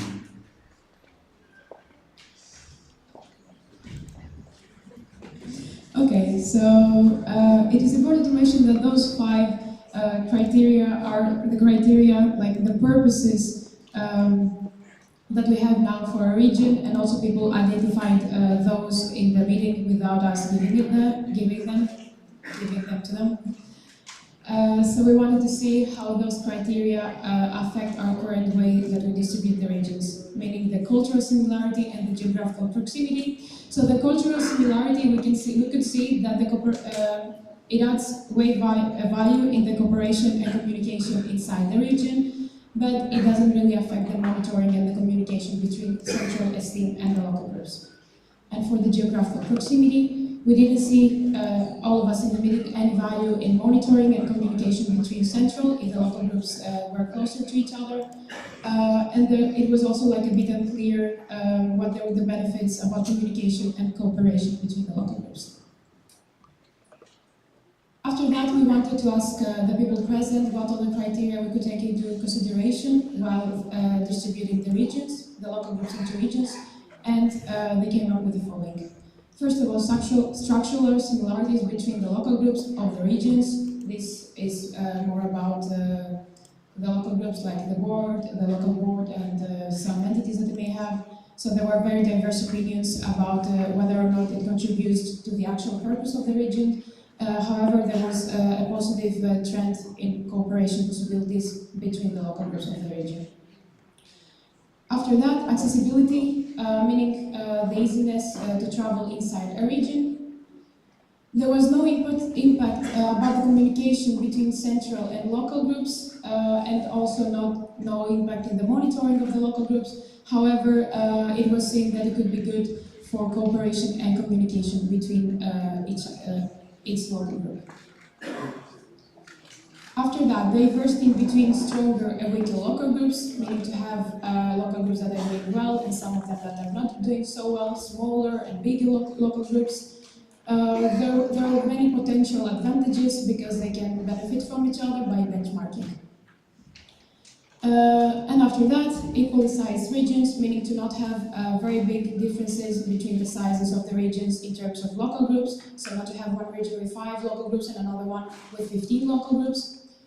So most people think that it would be nice if the regions could have more or less the same size. However, it doesn't really affect the way the regions work, as long as, of course, there are not big differences, as I said, like 5 local groups and 15 local groups. If it is the gap is smaller, there are not many direct effects.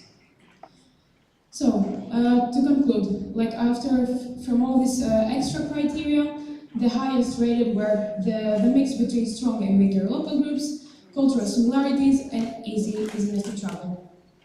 About the cultural similarity or diversity, there was a discussion raised inside the open meeting, and actually it is a bit hard to decide which one is better while distributing our regions, because diversity is one of the essential values that we have in STEAM. However,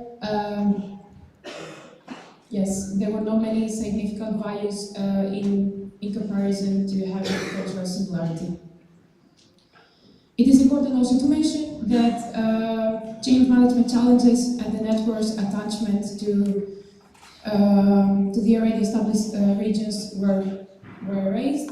So yes, I guess all of our local groups love their regions, and it would be a bit hard to propose something new. Okay, yes, and you can see the outcomes in the detailed post. Yeah, and for the next steps here, with our efforts done, basically we focused mainly on the perspective on like the regional coordinators, for example, people in central, people that are already quite active. However, this is something that directly influences each local group in a very more severe way, which is why we believe it's important for us to basically conduct more research also from the perspective of the local groups. You can imagine some kind of survey here. In general, yeah, this is the further research that we plan, so the perspectives and demands of the local groups, and also how they see the current distribution of the regions and which other criteria they might see beneficial for them. So after that, there's an evaluation of the outcomes, what did we learn from the local group specifically, and then we see how we proceed, basically based on those A possible idea is that there will be some kind of a proposal made in the next council meeting in form of a vote of intention, for example, to see whether the network wants to have a change or not. And that's pretty much it. Any questions?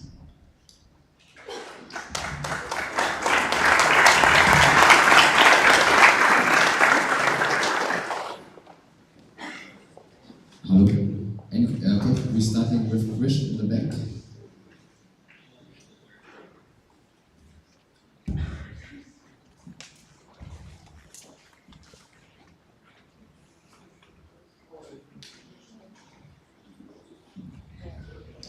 Chris Vigas, local group Gdansk. I would like to ask, because it seems that there is a clear conflict between the administrative nature of the regions, where the redistribution makes sense, and the spirit of the regions, where it doesn't really make sense that one year you are singing potatoes, and next year the board decided that now you actually like beers and don't like potatoes anymore. So I wanted to ask you if you were trying to see if there are ways how to either solve this conflict, or maybe how to find a different solution where the spirit of the regions can be preserved without compromising on the administrative nature and the tasks that the region are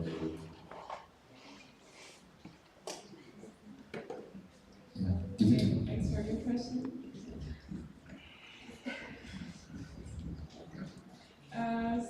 So far we just wanted to see what happened in the past, and we wanted to see how we can proceed in a more administrative way to make sure that the regions actually work in the way that they're supposed to work, and the purpose of them is actually being fulfilled. And I think that what you're mentioning, we will find out more after the council meeting, where we will conduct further research also about how local groups feel, and to see to get more input related also to the spirits. But at the moment, I would say, of course, it is something that we are aware that it is in conflict, but we will work on it from now on. Thomas, Erik, and then Ina. Thomas Cohen, LG Tampere. I understood in the previous presentation that there might be difficulties for Kiev working together on a regional level with, for example, the Russian local groups. That seems to be a matter of somewhat urgency. Has the board considered this? And if yes, was this significant enough to not warrant immediate action regarding the Baltic region? And what are your thoughts on this? Yes, so this is something that we ask also both of the local groups when we go that coexistence, even though as efficient working together is quite problematic, possibly indeed. At least it is not the case from what we learned that there is some kind of conflict within the region based on that. But this is something that we also need to take into consideration continuously, I think, and yeah, also together with the RC maybe add something if we have something. But other than that, yeah, we are well aware of the situation, and we are opening our ears, so to say, in case there's something that comes up as a problem. Okay, quick comment.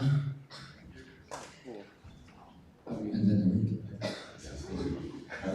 just quick comments on the fact that you are talking about the Baltic region, but it kind of doesn't really exist right now. So, and regarding Minsk and Kiev, I talked about them. I mean, cooperation on a regional level instead of what is usually done in regions is alright with both, as long as everyone respects each other. Eric Bemey from Gothenburg. I might have just missed this in the presentation, so sorry, this is just a super dumb question. But a lot of the results that you were presenting were based on the discussion that you had, the open chat you had, that you invited us for, which was really great. Good job on that.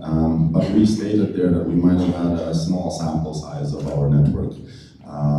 Do you have any plans on maybe involving the rest of the network in this discussion?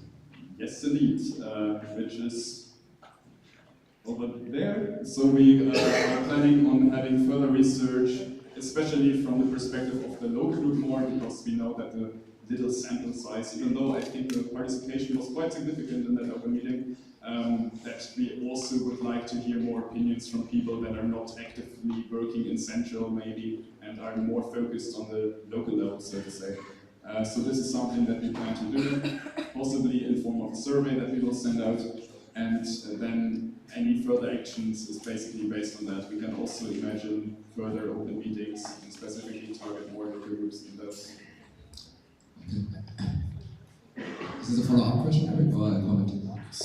Let's say like a follow-up question on this. Can we take other questions first and then come afterwards? Back to you, so I don't have enough time. So first Nicola, can you give Nicola the microphone? And then Senna, and then we come back to you, Eric, okay? Yeah, thank you. Nicola from Yemen. My question is regarding the next steps actually.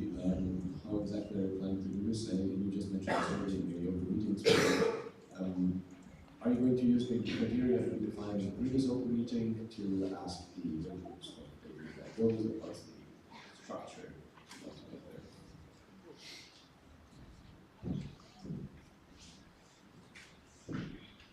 Yes, indeed, we're actually going to use the outcomes of the open meeting to also base our survey on them, to see if some things are actually, let's say, more true in deeper in the local level. However, we are also going to focus more on other criteria, not so much on the administration part of the regions, also like the local spirit, to see people's feelings in general. Senna?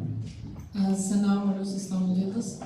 You mentioned that you will have further investigations for the regions, which is great, but I was just wondering what will be what's your intention right now? Do you think you will make big changes, like completely changing the whole distribution, or do you have an idea that it will be small adjustments to the current regions? Yes, at the moment our intention is to investigate whether or not we could distribute the local groups into regions in a better way than the one that we have right now. It's not our intention to change the regions, just to do the investigation. If a further proposal about a change will happen, we will see how we proceed. Okay, thanks. Yeah, Eric, you still have a follow-up question? Just a small technical. Yes. For the people in the front and the presenters, when you are asking questions to people who are close to the stage, you are not on purpose but speaking lower, and in the back it's very hard to hear. So also for the delegates asking questions. Okay. Thank you. Perfect. Thanks, Joanna. Eric, you still have a follow-up? Okay, let's take Eric and then Gabriella, and then there's the last question from Gabriella.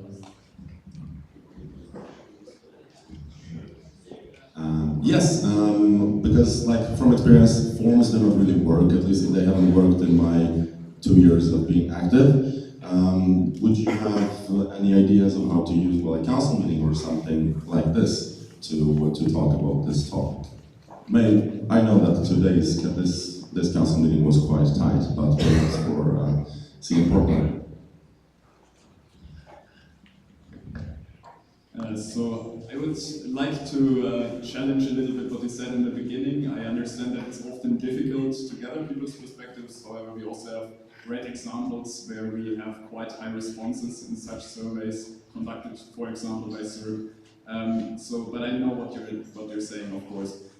Using the council meeting is great, and in case we have something more concrete, then this will definitely be a focus topic, possibly then in the next council meeting in Porto. For this council meeting, to be fair, the time was too short to prepare something that is concrete enough that we can discuss. Okay, the last question here. Okay, can you give the microphone? Can we talk louder? Yes, okay. So my question is for evaluating the perspective on this, you're planning on having a survey. My question is if it's going to be mainly focused on the previous criteria and the regional spirit, because local groups sometimes focus way too much on that and estimate the issue of being too emotional regarding certain topics. So I think the administration side can be put aside a bit when asking for the local groups' perspective. So my question is, are you only going to focus on that, or have you thought of asking for their perspective on other criteria rather than the ones you currently come up with in the open chat? I think that we will for sure leave space for people to suggest more criteria and to in general suggest their opinions apart from the things that will be, let's say, more or less standard in the survey that we will provide, there will be also like open spaces where they can add things or comment in general.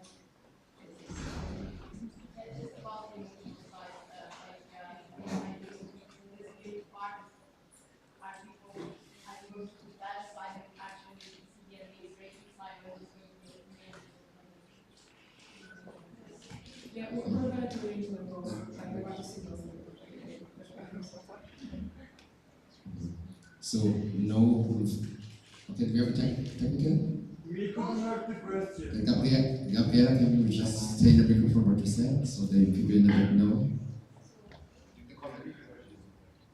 Okay, my question was whether you would only focus on the emotional side of the regional spirit, or if you would also check the administration side and taking into account other criteria rather than the one you came up in the open meeting.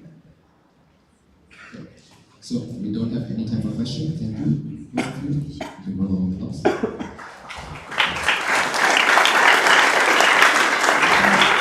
I'm covering the 22 most important criteria to distribute region. And before we go to the next topic, Sarah, there's an energizer organized. Bullshit! It's Sarah, not bullshit, guys. So please beware, we have very important discussions afterwards, so we make an energizer, so Sarah, stage is yours.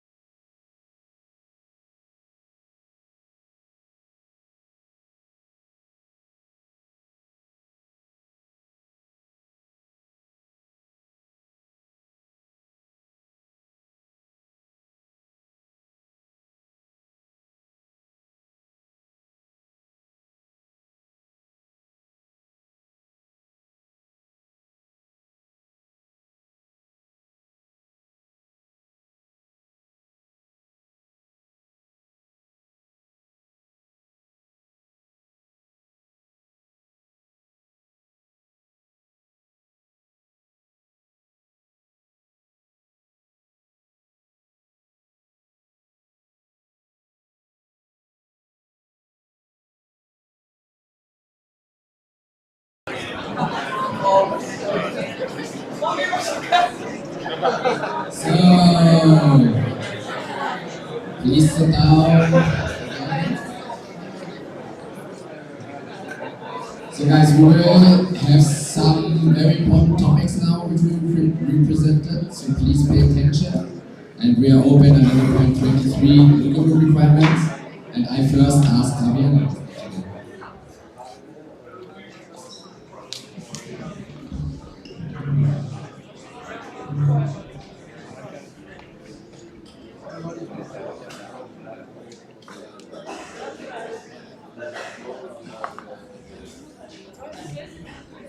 Okay everyone, so now I'm going to introduce the local group requirements.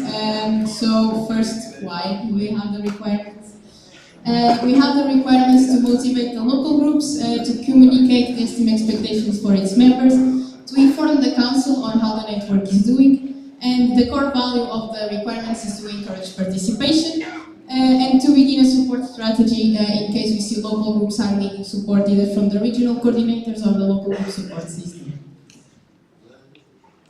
So the current requirements we have are the following. A local group needs to be a legal entity, as mentioned before. They need to organize at least one event during a 1-year period, have at least 5 different students associated with a local group participating in STEAM activities, including the council meeting, have at least 1 representative present at every second council meeting, and respond to all the emails that require an answer.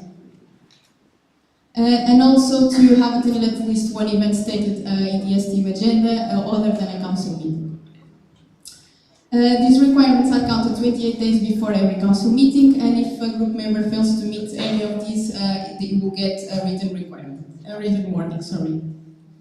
3 consecutive warnings result in a proposal for exclusion, then I'll introduce those 2. So for the warnings. The first one, to organize at least 1 event in a 1-year period. We have here the local groups that didn't fulfill this requirement, so they got a warning, being Auvergne, Coimbra, Dortmund, Kaiserslautern, Karlsruhe, Karlstad, Lausanne, Minsk, Oulu, Poznan, Siegen, Skopje, St. Petersburg, Vaasa, and Warsaw. The local groups that didn't fulfill the requirement of having 5 different travelers were Bucharest, Delft, Dortmund, Dresden, Karlstad, Krakow, Lausanne, Lisbon, Lund, Poznan, Vienna, and Warsaw. Then we have attending 1 event that was not a council meeting. We have Dortmund, Dresden, Lausanne, and Vienna. And lastly, having at least 1 representative at every second council meeting. It was Lisbon and Poznan that didn't fulfill the requirement. When it comes to the ones that reply to the emails that require an answer, all the local groups fulfill this requirement. So there will be no warnings yet. So the summary, we have between the brackets you have the requirements that weren't fulfilled by the local groups, and in front you have the consecutive warnings the local groups received. As mentioned before, local groups who haven't fulfilled received 3 warnings in a row will get a warning. So here we have Bucharest and Lausanne that will be proposed for exclusion because they didn't fulfill the requirements 3 consecutive times. Auvergne and Dortmund, Dresden, Karlsruhe, Karlstad, Minsk, Oulu, Poznan, Skopje, St. Petersburg, Vaasa, Vienna, Warsaw, that they are getting their second consecutive warning. Then we have Coimbra, Delft, Krakow, Lisbon, Lund, and Siegen, who are getting their first warning. So that was it from my side, and there will be question time later. Okay, Kai, we have a motion now from the board, please. And then we will have question time for Gabriela and the motion of the rest.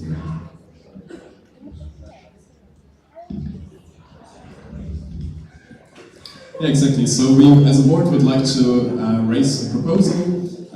The background of that proposal is pretty similar to what we used to do in the COVID-19 pandemic times, meaning there we saw that due to external factors, local groups were not able to fulfill certain requirements that we predefined. Thus, we overruled them multiple times because the network felt, okay, it is not fair to demand, for example, to have local groups organizing an event in the pandemic times. That's also quite unfeasible.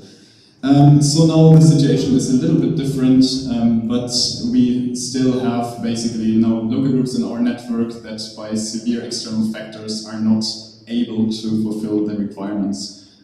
Speaking of the war against Ukraine as one of the main factors for that. So the proposal that we would have is that warnings that we gave to local groups in writing 28 days before the council meeting, for the local groups that are impacted by severe external factors will not count this time, and they will not count as consecutive warnings. So they are paused, and next council meeting it will continue. For this proposal, Russia's war against Ukraine is seen as a severe external factor that makes compliance with our membership requirements for the local groups in Ukraine, Russia and Belarus very difficult or infeasible. So if the motion is accepted, that means that for the local groups affected by severe external factors, Kiev, Minsk, St. Petersburg and Moscow, the warnings received in writing 28 days before the 65th council meeting will not be valid and as such will not count as consecutive warnings. That has direct impact only on local group St. Petersburg and local group Minsk, because the other local group fulfilled the requirements nonetheless. We have an evaluation period of 1 year.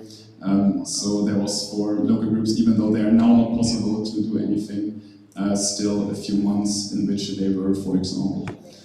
So the counting of the consecutive warnings will then continue in the next council meeting. Now we have question times, I think, for everything, right?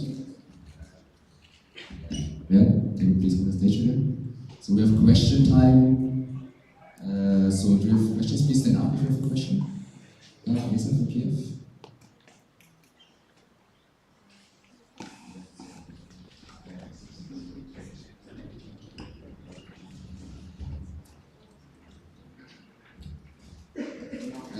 Lisa from Kiev.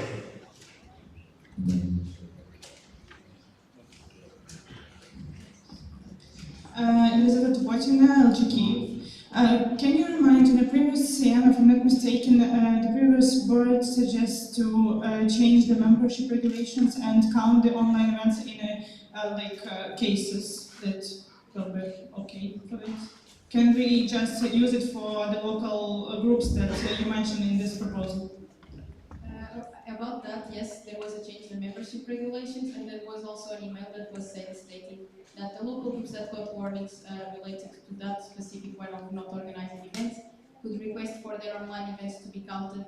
They just had to email me, so that was informed as well. Thanks. Then we have the delegate from Aachen.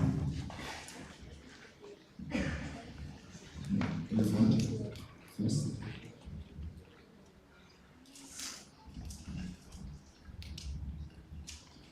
Mr. Aachen, I totally understand your reasoning about the war and stuff, but did you also at one point consider the indirect effects of the war, for instance, like the skyrocketing gas prices, which also affect like people who are not that financially well off?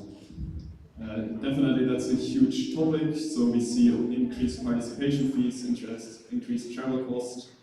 For the many, I'm aware that that is a problem for many people, for sure. For the ones that it is a problem to the extent that the participation in events is based on that factor, there's an offer from the Club of 100, meaning that is by the I Am Caring Foundation. There will be a presentation on the last day, but to sum it up, this is basically a scholarship that people can apply for, and they get parts or all of their costs reimbursed. That should count at which one it is. Okay, then we have the delegate, the green. Hello, my name is Pablo from Madrid. I would like to ask if the board has thought about maybe a list of situations in which a major force for this type of proposals will be applied. Thank you. Could you repeat your question, please? And name and local group, please, also for the secretaries. Can you repeat your name, local group, and the question again for the minutes also? Father Contes, at Madrid.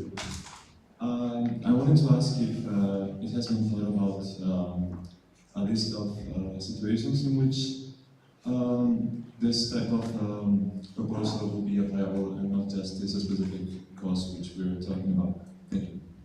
Okay, so the question, if I get it right, whether there is some kind of list that lists basically the things of cases that would trigger something like that. So that is not the case. So this is based on proposals that are individually raised. So each one of you can raise the very same proposal anytime as well in a council meeting.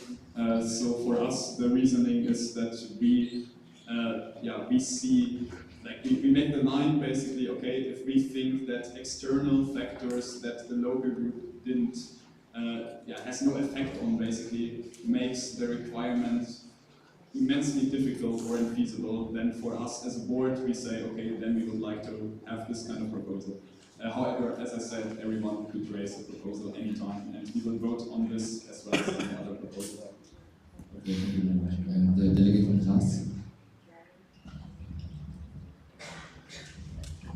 Hi, Christian from LXV Graz. Just a short technical question. When we fulfill the requirements, is it back down to 0 again, or?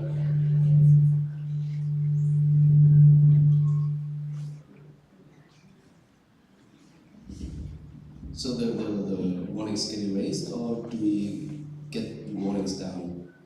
Okay, so we count consecutive warnings, which means you need to get a warning this year, next year, for it to be counted for a proposal of exclusion. If you don't get any warning now, it goes back to 0 because it's not consecutive. Any other questions?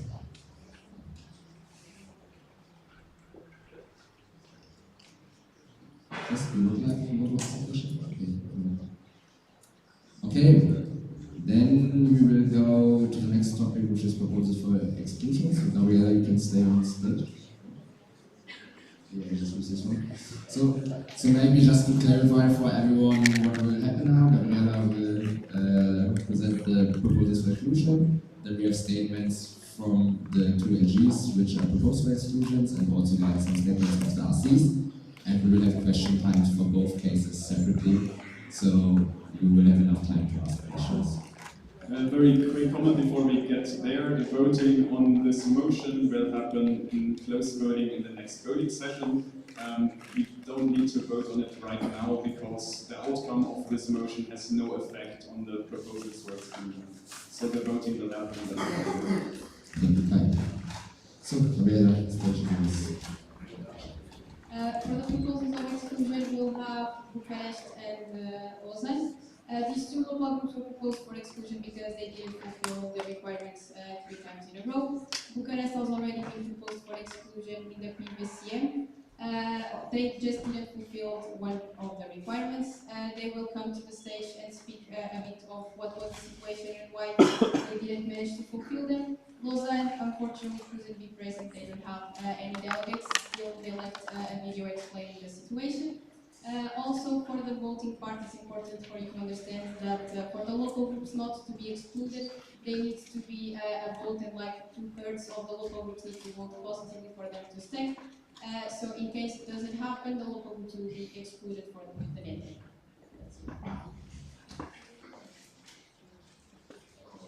So, then we will play a video of LG Lausanne. Anna, we still have time.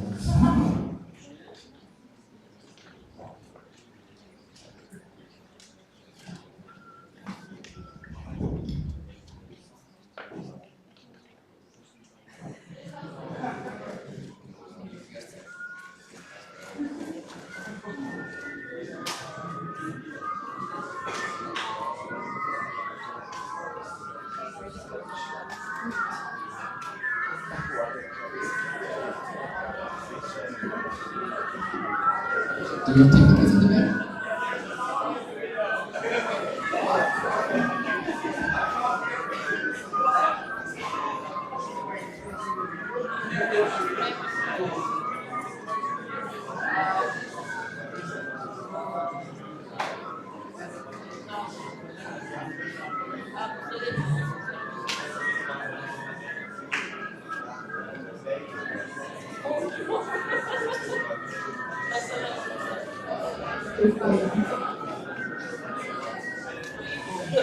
Guys, you supposed to visit your own point list. It's like you can-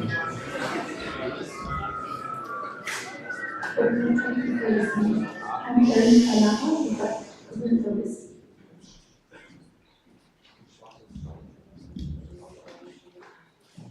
Hello everyone, thank you for listening. I'm Karen Kalaha, the vice president of this team from local. Hi, I'm Sophia Delmina, and I am the president of the SME Association, which is a society of managerial engineering at the Swiss Federal Institute of Technology, EPFL, in Lausanne. And I am a part of this video today as a support in the process of the Lausanne VP Esteem Society. I'm doing this because the VP Esteem position falls under the SME Association, since EPFL is the only school in the French-speaking part of Switzerland having a combined master's related to management and engineering. This past year, local members of Lausanne Group turned up at the council meeting in Belgrade and made many connections with fellow students. We were also looking forward to being present at the council meeting in Istanbul, but unfortunately, no members of our local group are available to travel during the week of 6 to 11 November, because it's an exam period for all courses. The local group this past year was not handed over properly, as the first local responsibilities happened to be during the COVID period, where no events could be organized following the laws and regulations in Switzerland. So unfortunately, this year's local group was not aware of the STEAM requirements at the beginning of the year, but after the COVID restrictions were removed, we were able to organize many day events for team building, networking with alumni and corporate members, such as hiking trips, escape games, consulting workshops, and others. We even tried to organize a trip for Esteem magazine in Switzerland, but the accommodation costs were extremely high, which is one of the reasons we could not fulfill the remaining requirements this year. Some solutions are available, such as student dormitories or being based in suburban areas for the events, but those were not easy to find. Another reason is the heavy workload at EPFL, which is why local members were not available to travel for the different events organized by our esteemed local groups. Now that we just hired the new president of SME for 2023, which will in turn hire a local responsible of Lausanne for the coming year, we will organize a proper handover, provide them with our contacts made last year for accommodation, help them get better deals to be able to reach all the requirements, and be back on track with this team, events, and organization. Thank you. Thank you. Okay, Gina, can you come on stage?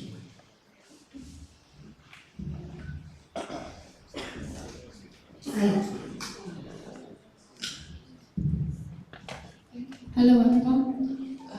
As the RC of the urban region, I had several talks with Karin, and she's really responsive. And as she said, they already knew in esteem, so they know they need to learn a lot, but they are really motivated to learn. So if you have any questions regarding to their motivation, feel free to text her, and she will answer your questions. And thank you for listening to the video. Thank you. You can stay here. So, technical class? Should we write them like personally or should it be digital? I can hear you. Okay, if you have questions directly, you can come to this now, Krish, anyways. So, as you saw, AG Lausanne is not here, so every question which is addressed to Lausanne directly, please put it on Pigeonhole. We will notify the local group that they should reply. And if you have any questions to Gina or the board or Gabriela related to the process or stuff like this, we have a bit of time to answer you. And David? Can you stand up now? I can also send the Karin's contact in the Telegram group and they can write directly. Yeah, that's it.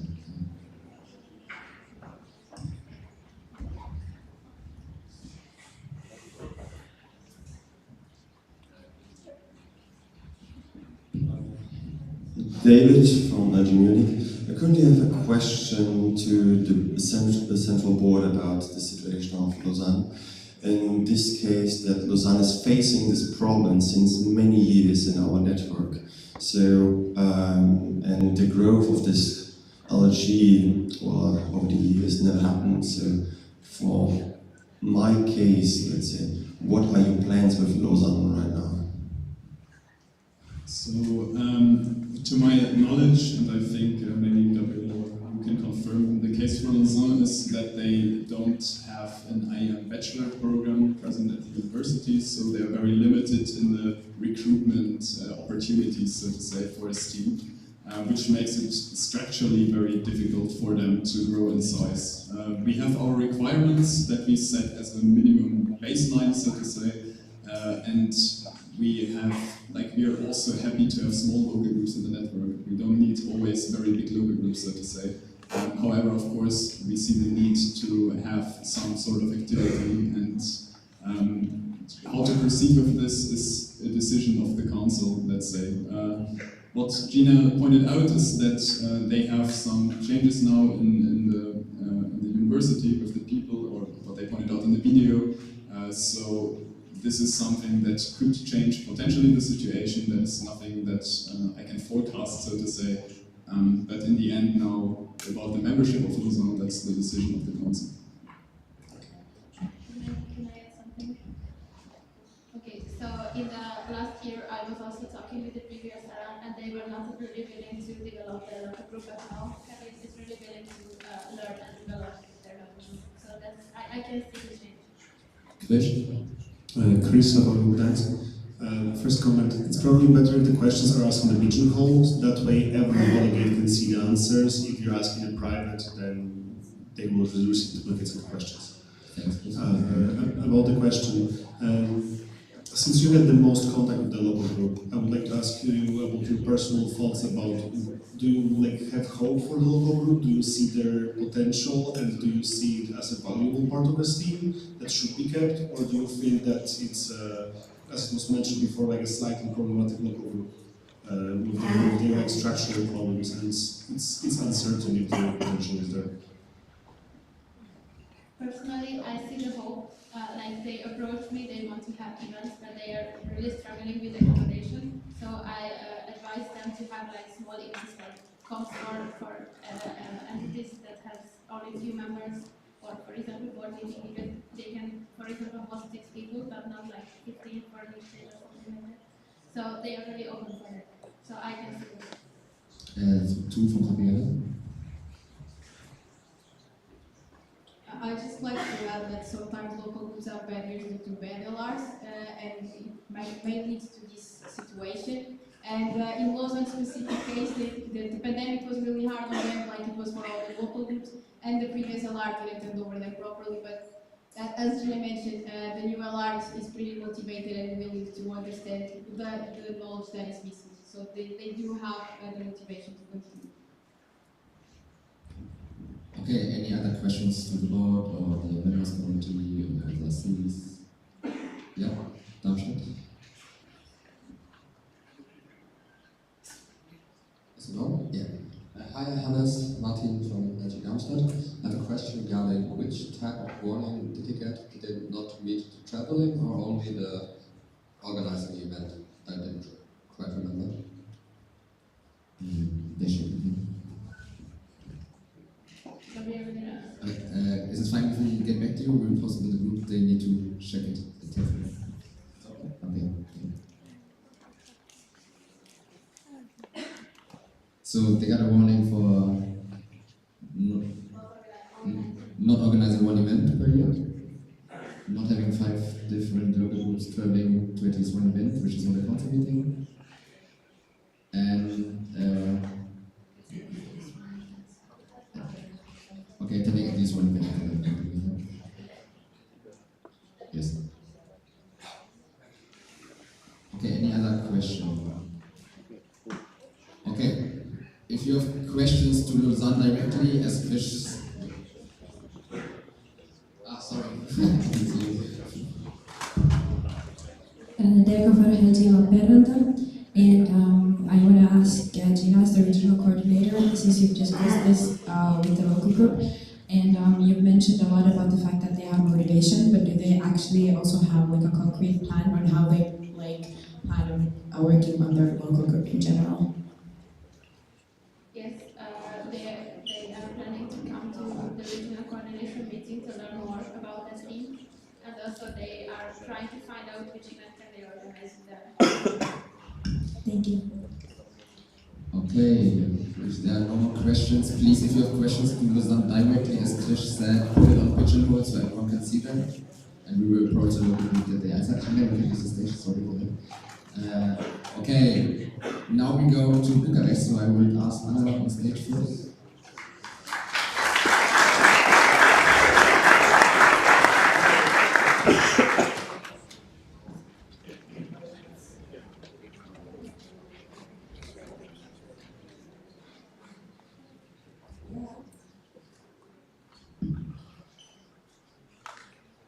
Okay, till we are waiting, we can do a micro test. Maya hi, Maya hu, Maya ha, Maya ha.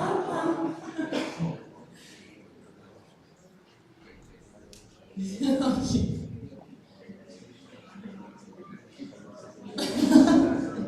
Okay, everybody. Maya hi, Maya hu, Maya ha, Maya ha.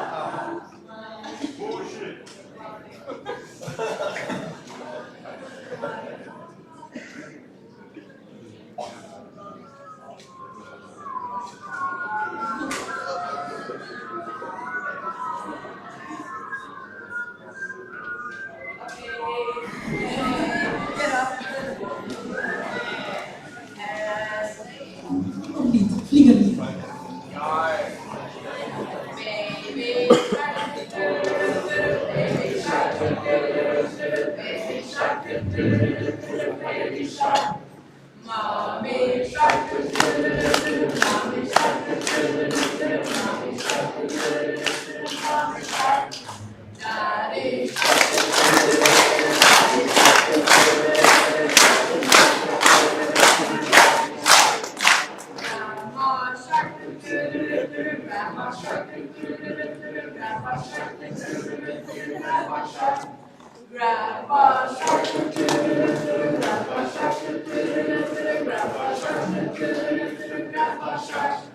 Let's go surfing.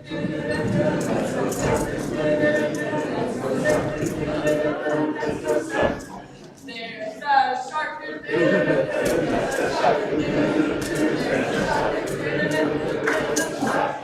Shark attack.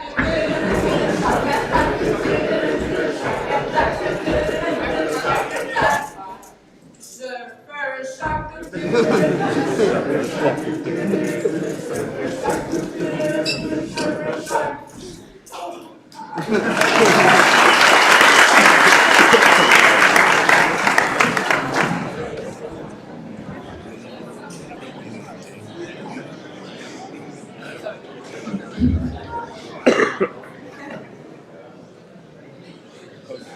So, hello people, we are in Bucharest and we are here to apologize again. And yes, so first I want to make a little bit introduction about our LG difficulties in the past, why we are in this situation, current situation and future plans, and also motivation for STEAM. So first, we are also VW and STEAM because we are a German department, and our journey started long time ago. And right now, I can say, at least when we drink, we are 15 active people. But no, at every event, also in the night activities, are at least 7 people who are taking care. And there are also profs who supported us and are still doing this, are 5. Some of them are also alumni. And we have 4 active recruits right now and 10 in the recruiting process because this semester new people. And yeah, we have the old guys. The president worked a lot to be here, still alive. The talent ones, the drunk ones, but actually all the people in our LG can be the drunk ones. Yeah, having fun at the events. It was from Science Meets Economy. Also, we made a team building in September and events with STEAM. Yeah. So why are we in this situation? We are still in a recovering process, I can say. After the pandemic, there were barely 2 people in our LG. Andrada, who is now the president, was working a lot to be who we are now, with more members and doing more events. But yeah, till last year in January, our university was still closed, so it was very hard in last semester to do an event. And now I can say we are increasing. And the main problem is the money. And please, if you have some suggestion for us, I propose to do OnlyFans. I don't want to do OnlyFans, so please help Anna. Hashtag help Anna. Next week. Yeah, but now, without joking, the current situation, we made 2 events this semester, and yeah, we made IPC, thanks David for that. David from Sevilla is not here. And Leaders Forum, and thanks for the leaders.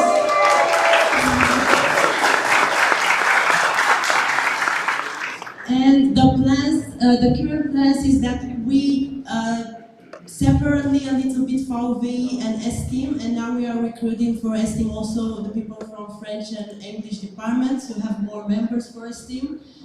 And we made some charity events with our supporting partners, and including also concerts. And yeah, we are making also calls. Giovanna helped us a lot, our coordination, and we love her so much. Thanks a lot. And yeah, this is from recruitment. And yeah, in the future plans, we want to make a Christmas party and to motivate members. Also to make an exchange with Eindhoven, which we want, with this exchange, we want to make the members to be more motivated for STEAM and to travel more. We need more travelers. This is why we also have a travel warning right now. And the thing is, for SIAM it was also hard to bring travelers because we were in Germany last week for trying to get science meets economy because this event is voting in Germany, but we lose it. And it's fine, Berlin will do a better job, I think, this year, but yeah, that's why it's only me now. But for the next semester, we are planning to be more at the CMs, of course, and also in the other events. And yeah, we want to make a better partnership with the university and to do more. Yeah, the plan is to get more members, now partnership and more members. And to keep an open recruitment for the people and to make, like, also in spring, but also in autumn recruitment phase for the new members. And yeah, we are expecting more travel members, more members, and more events, more cool events in Bucharest. And I hope you will keep us because we are really, really motivated. I just started my journey with STEAM and I fucking love it. I love you guys. And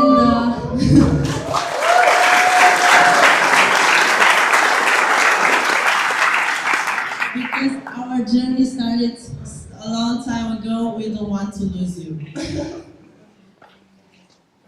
Yeah, thank you.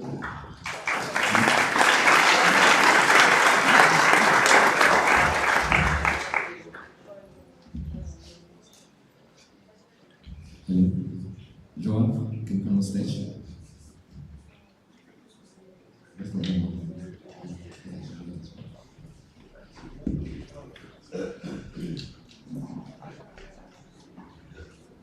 Hello.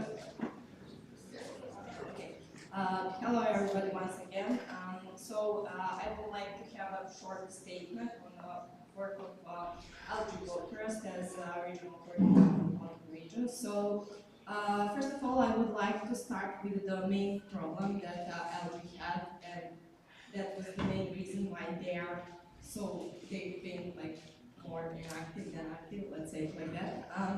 It's COVID, but yeah, as Maria already mentioned. And yeah, the good thing is that COVID is now done, so yeah, the situation is not that bad and they really are getting better. But you may ask yourself if they are getting better while they are being proposed for exclusion again. So I would just like to make a small comparison between state of the LG in CM Belgrade and now. So first of all, like regarding travels, in CM Belgrade, I think that the last travel they had, they didn't come to CM then, now they have a delegate.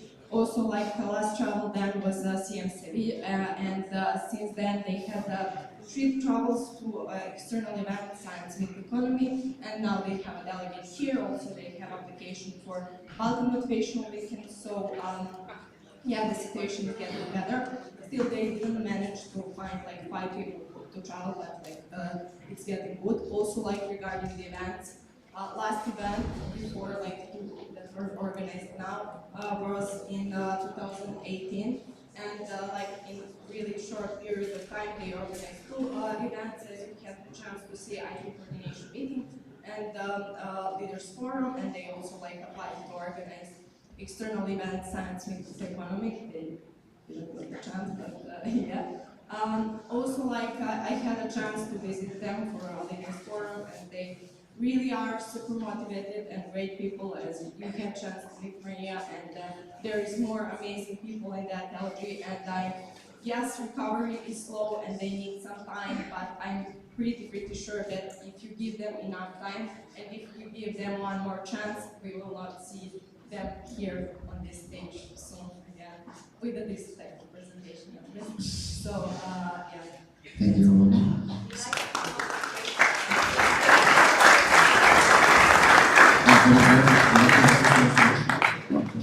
So we have question time now, so you can ask questions. And just a small announcement, Milton, I think the organizers found your phone yesterday, in case you're here. So, okay. You can go to the left. To the left. We start.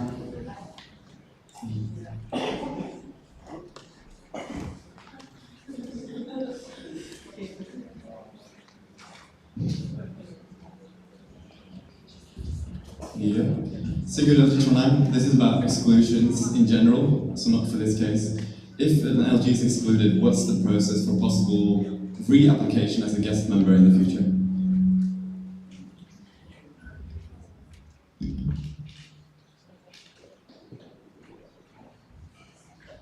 So if the local group is excluded, what happens is that they will immediately leave the network, and if they want to come back, they will rejoin, they can rejoin, and they will have to go through the membership process all over again. First guest group, then observer, then members. Like they do the whole thing again as if they have never been in the network. You can give it to Polina. Polina Petrova, local group Kiev. A question to Anna: which event was better, ITC.com or Leaders Forum?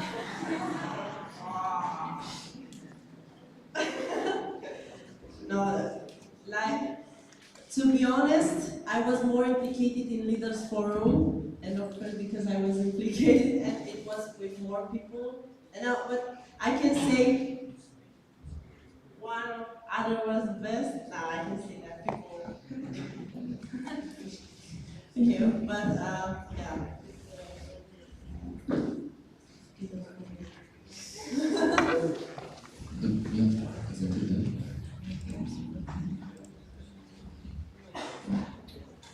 Hello? Okay. Maria Fonsche, LG Darmstadt. Considering that you are not too many active people, why do you want to split your local group in VW and his team, and how would the split exactly look like? No, so both of the groups will, like VW and STEAM will be together, like we are VW STEAM Bucharest, but I said like for the STEAM part, we also want to, like, because we are a German department, a lot of people were asking us, yeah, what for VW and STEAM should I speak German? And we were like, for VW, yes, you should know German to go to Germany because all the sessions are in German, but for STEAM you can join, so that's why we want to promote on the English department and French one, the STEAM. João.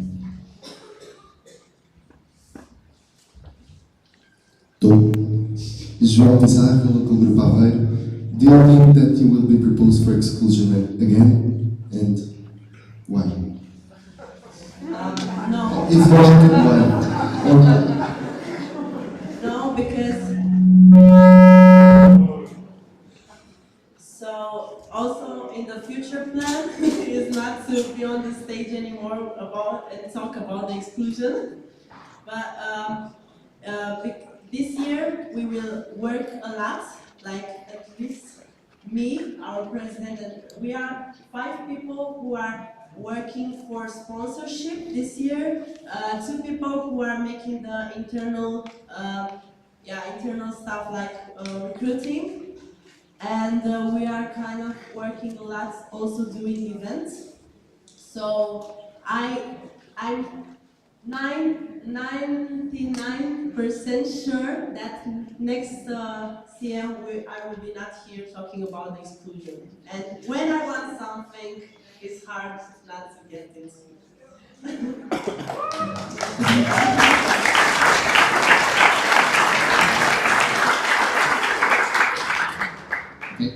Hello, I'm LXV from LXV. I have a question. If someone don't get excluded, the warnings go to 0 or remain the same for the next CM? If Bucharest doesn't get excluded this time, it's what happened in the past CM, they will still have the warning counting going to 2 consecutive warnings, and if they get another one, which was happened with this CM, they will be proposed to exclusion again. The warning won't go to 0. It will just Okay, thank you.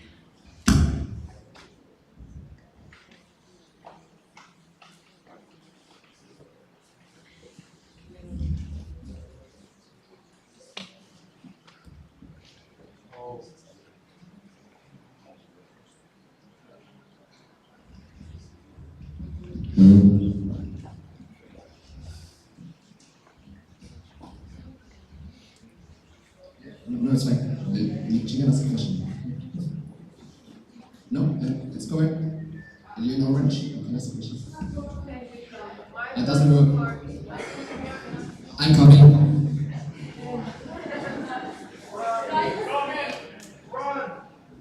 I'm coming.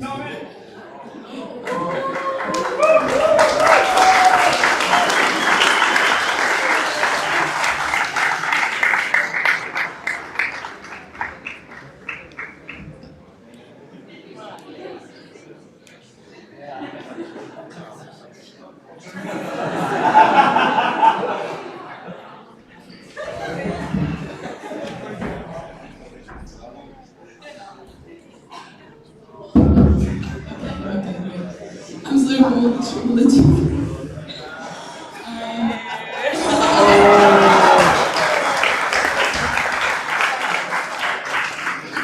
Sorry about that. Betty Ballum from Istanbul-Yildiz to you. I'm sorry if this question has been asked and answered before. I didn't.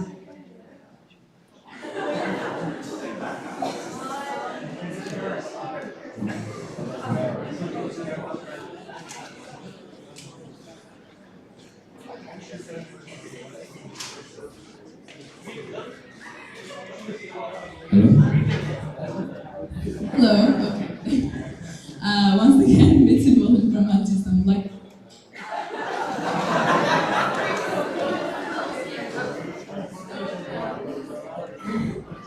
What's the question on the stage?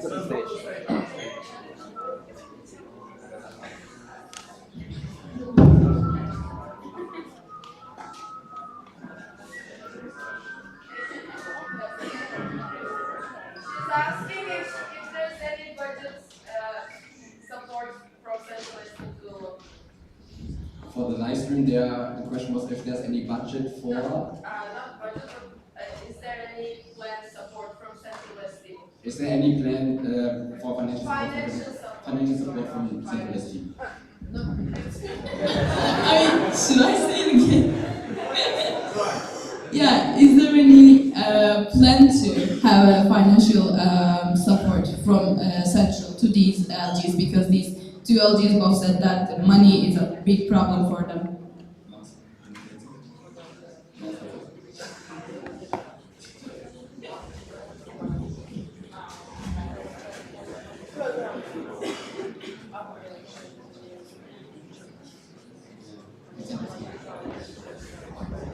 Short answer is no. No, but in general we didn't think about it, we didn't really talk about it. So at the moment there's no issue. Milan from Budapest.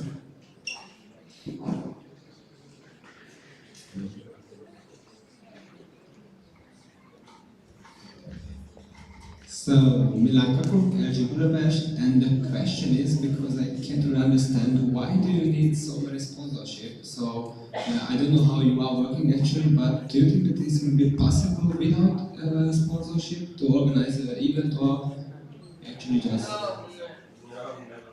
Yes, like ITC and Yildiz Forum was organized without sponsorship, but it was because we heard like Bucharest, it was cheap, but with the war, I think all the LG knows this problem, with the war, the prices were increased.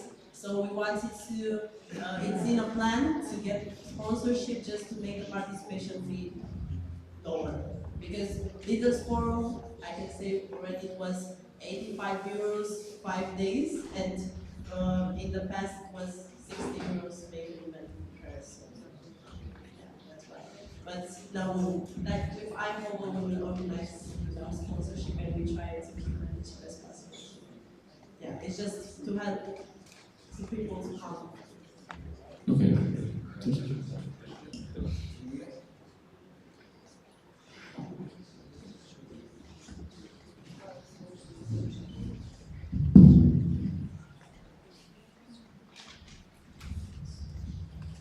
Çağatay Metoğlu, Location Group Munich. Your location group have 15 active members, but you are alone here. Why? As I said, we also have a turbo learning actually. Now it's also the start of the exams phase, and also last week we were in Germany, and we were like, okay, we were two, also me, and it was hard also for LR to come also here because we wanted science meets economy, and for that we need more people to present there. And but now it's me because also we are not in Schengen, so a lot of people should have passport to come here, and it was also hard to get there. I was in another city to make my passport because it's a lot of waiting list for passport right now in Romania. And yeah, that's it was harder to came here also because of that.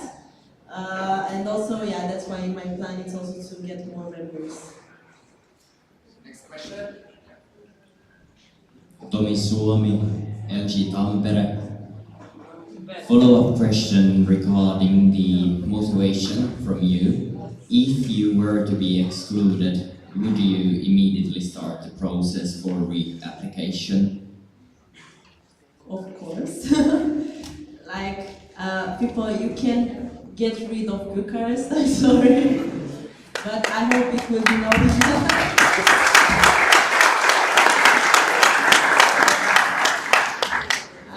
But I hope it will be no exclusion. But yeah, because then it will be a longer process and harder for us. But yeah, we will definitely do that. Maria Fanschel, LG Darmstadt. In your presentation, you mentioned that you have the support of 4 professors. How does the support look like exactly? For example, in the university, if we need rooms for the event, and also I don't know how much I can talk about it, but the last semester we also presented for exclusion the thing that we help also some people from with the war with Ukraine, and some teachers also took some people from Ukraine for hosting, and also we can talk with them, like 2 of them, as I said, they are also alumni, so they know how it works, and also they help us to make presentations in the hour to get more members. Like we went this semester in some classes, and make some presentation. That's why we have now 10 people on the recruitment statement. And also they connect us with, now we want to connect also with the English department, the French department, and they also help us with that, to connect with other teachers. We don't have...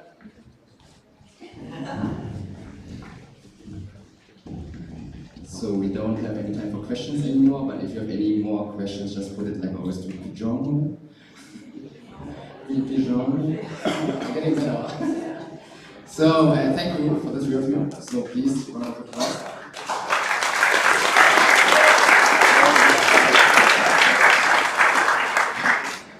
Whoever stole the gavel, can you bring it to stage? And if you have a punishment already, we can do it now. We actually need the gavel for closing agenda points.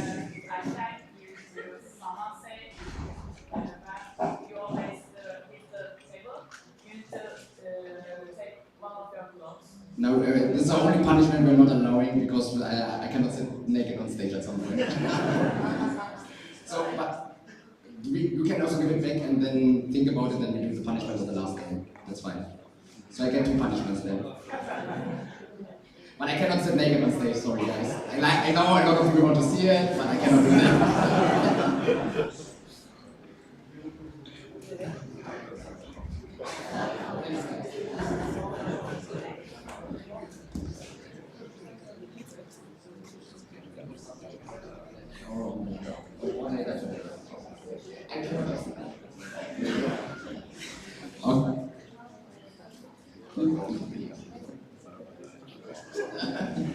Okay, thank you everyone. So we're closing agenda point 23, local group requirements.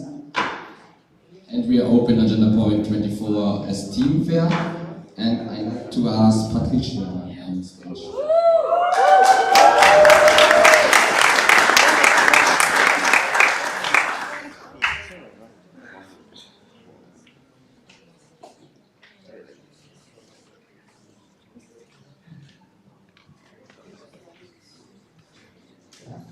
Okay. Hello everyone, my name is Patricia Brandão. I am from local group Minho and I'm currently the local responsible, yes, but not what I wanted to say. I'm the Human Resources Committee leader and right now I'm going to talk to you a little bit about the STEAM Fair. So as you know, in the agenda in the afternoon you will have the STEAM Fair, so it's also important that you are quite aware of what's all about and how it will also work. So basically what you can expect is each entity will have a stand, so you can, in an informal kind of moment, you can approach the leaders and you can talk to them about what they do in the entity. So it's a face-to-face opportunity that you have to contact the leaders, to get to know a little bit more about the structure of STEAM and also what each entity is actually doing inside. So it's also an opportunity for you to clarify any questions that you have regarding the entity, finding out if the entity is recruiting and finding also out if that entity is the one that fits you the most and if you are actually interested. And later I will also have a presentation where I can talk to you a little bit more about the advantages of joining STEAM, why you should join Central and also how you can do it. But in the afternoon, be aware that you have the opportunity to actually get to know and be a little bit more involved. So when you are going to make a choice, you can make a conscious choice. At the same time, I would like to present you this QR code.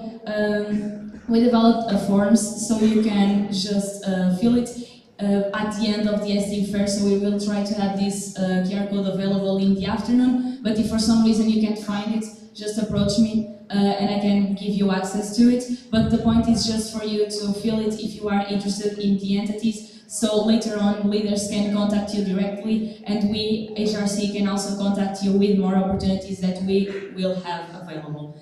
And basically that's it for the STEAM Fair, so thank you very much, and if you have any questions, just let me know.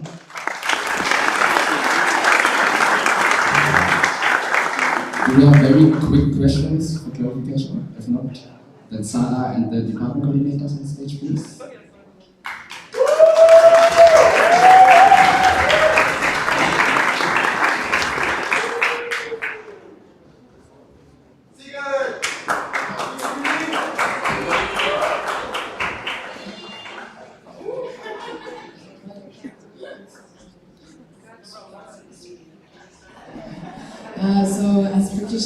there will be all of the entities, or most of the entities in the STEAM fair. Now you can also learn a little bit more about the events and the teams working behind them in the STEAM fair. So roughly, events in STEAM are divided roughly into two categories: central events that are organized by committees or task groups. Shortly, you can see their regional coordinators. But now we also have our department coordinators from 4 different departments, and there are services in the departments. And also, if you want to learn more about organizing the events, that can be also a good place to go in the STEAM fair, to go to the services tables. And yeah, now I will give the word to the department coordinators to present their services within the departments.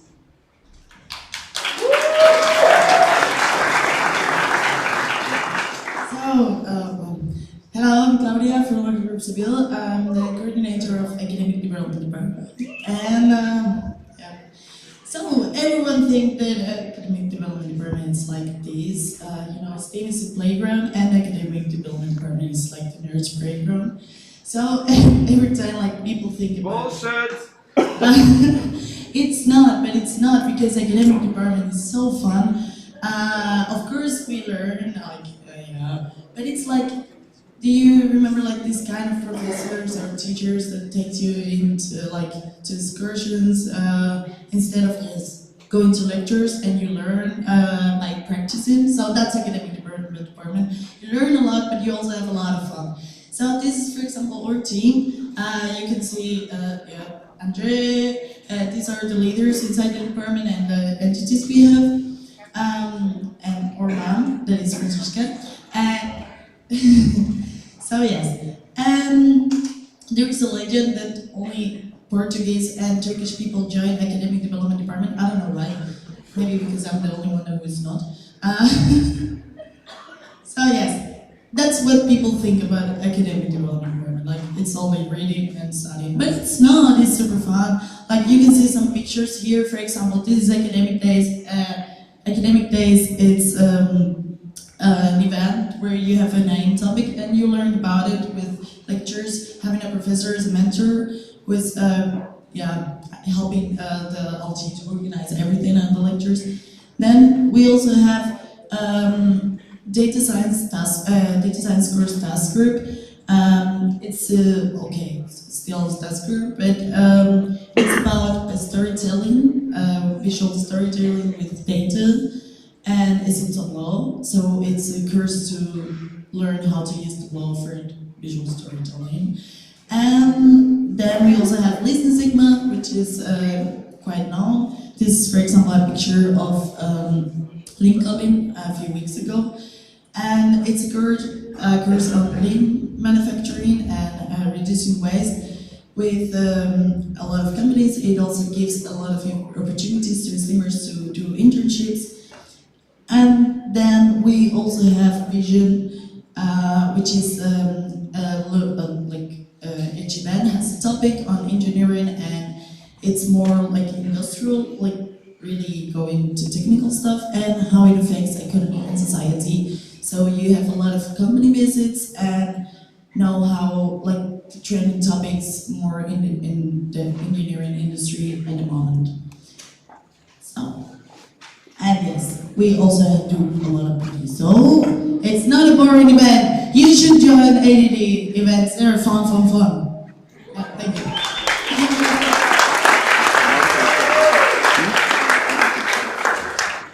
Right, I don't have as many slides as Claudia. I have one, but... So, I'm going to present the CDD, or also known as the Career Development Department, and basically the 3 types of services or types of events that we offer. Start with Times, I guess that's the most famous one. Over half of the local groups that are in STEAM organize Times every year. And what it is the biggest IM case study competition in Europe. It allows people to practice their skills, which is very relevant for both applying for a job and using it in a job as an IM student. Of course, it gets you the chance to practice that in a very fun and competitive environment because you can reach the international semi-finals, travel to a country there. If you do well, you can also go to the international final, and it's very prestigious and pretty cool to check out. Of course, if you're able to win the whole times competition, that's also super nice.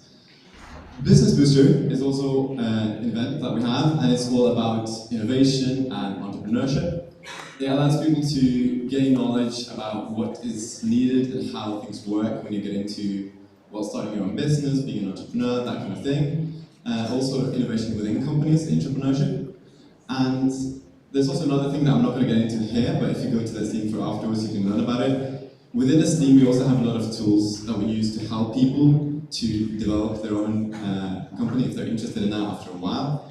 So the support that we have from the Steam in total is also pretty cool, and it starts off with Business Booster events, so you can talk more about that on the fair. Finally, the Extra X Days, it's just about testing out different jobs and seeing how that would be for you in the future. A lot of you are probably wondering what you're going to do after your studies, what you want to work in, and it's pretty hard to know what you like and what you want to without trying. So this allows you to have that opportunity for around a week. You get to talk to people with a specific job title, find out what kind of skills are needed, how everyday life works like, and you get insights on a much deeper level than just reading descriptions of what the job is, right? So these are the 3 events, and you might think that in general, career and the career events sound a bit intimidating, but they're not. I mean, they should not be scary at all. These events are open to everyone, and you don't need any knowledge or skills from before to check it out and see what that can bring you in the future, whether that's going to events or being one of these guys that help make the local groups organize these events. So that's the CDD.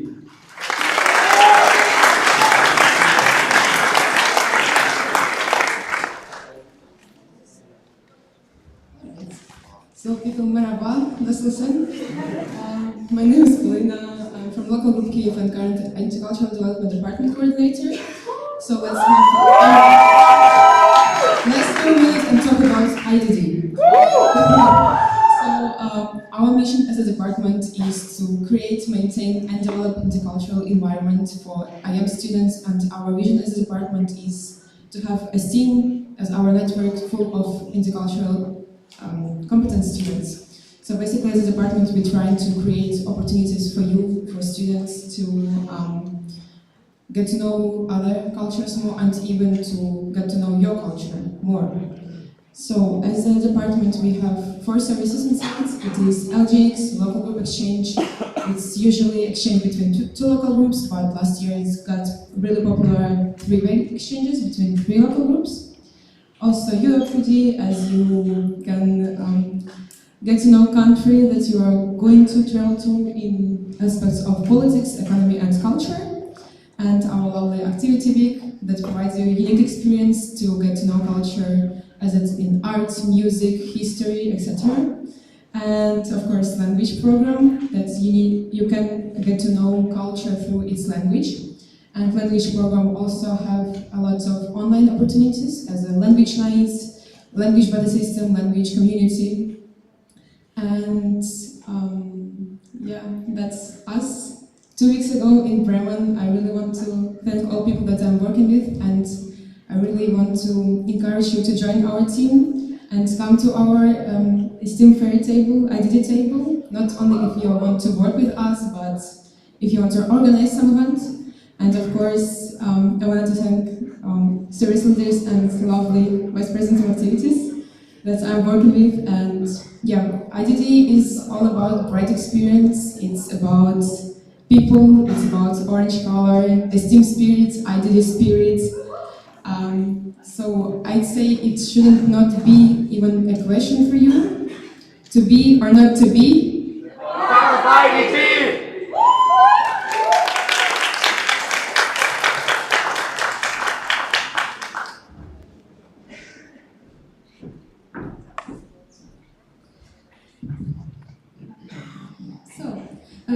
My name is Maya, for those of you who don't know me, and I just want to ask you a question. So, if you are a ready man, where those of wit and learning will always find their kind, so you belong in wise, old Ravenclaw.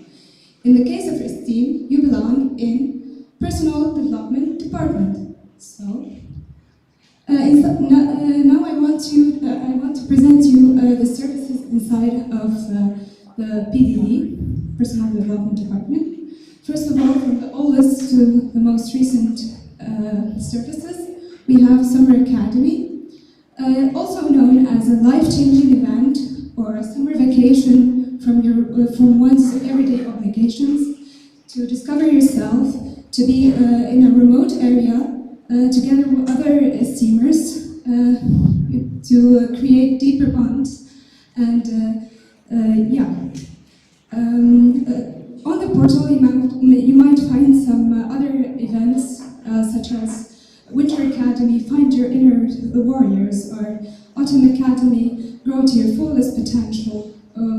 And that's because the service exists since 2001, and it was only organized during summertime for quite a while, and only recently, since 2018, in the spirit of aiming high, service leaders from back then wanted to increase the event offerings and create seasonal academies. That's why we have autumn, winter, and hopefully a spring academy as well.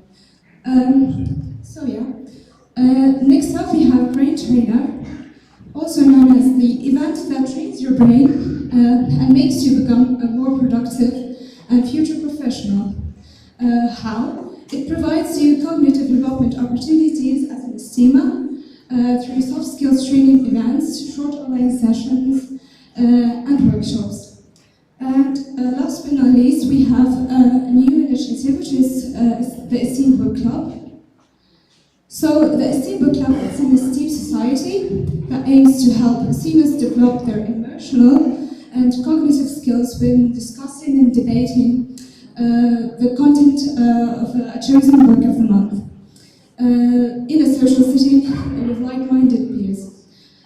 We also identified another area of personal development that Esteem is not covering yet, which is physical development of esteemers. That's why the first step is to do a working group on it, and so that we can identify which process are we going with. Are we going to invent the wheel and try to come up with a new service that will cater to that new potential area of development for esteemers? Or can we plant seeds and create room for growth? And the initiative can also come from you local groups if you have any local event about physical development or sport event that you want to make international and invite other esteemers to come and join you for them. And last but not least, I want to give a big shout out to the heroes behind the PDD family, my board responsible, Cansukur, the Summer Academy leader, and Gulce, the brain trainer leader, and Masha, the physical development responsible. Okay, that's us. So we are the department coordinators, the heroes behind the scene. You can organize our events, you can be part of our departments, and yeah, we'll see you at the ST. Thank you.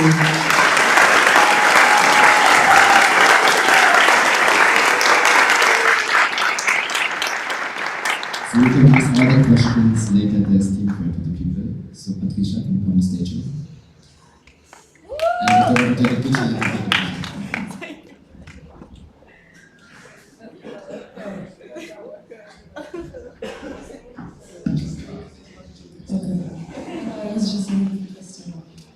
So I'm just back again, so I hope you did not miss me too much.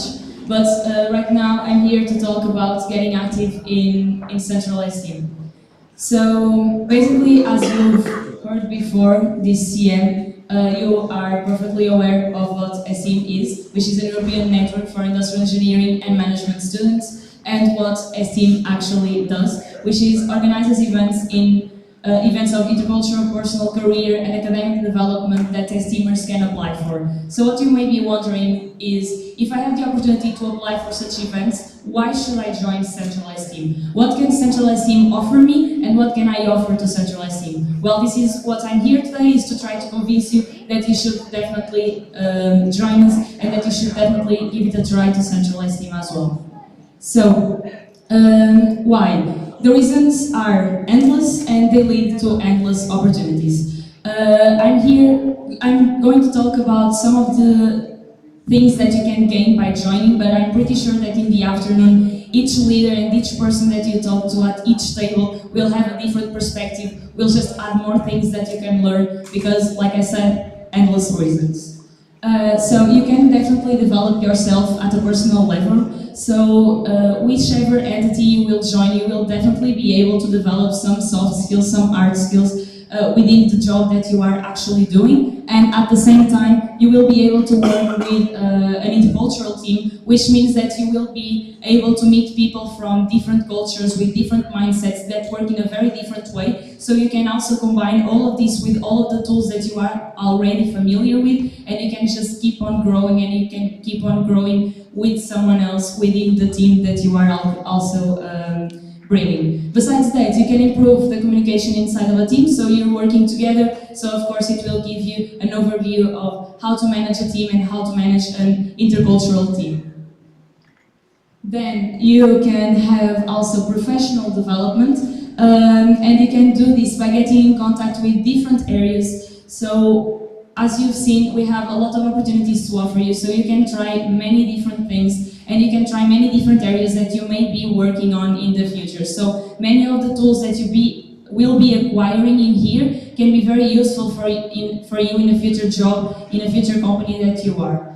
Besides that, you are gaining professional experience, and of course, you are giving the opportunity to try things out without feeling the responsibility of being in a company or in a job that you can definitely not fail. So here you have the possibility to fail, but you also have the opportunity to try and the opportunity to grow.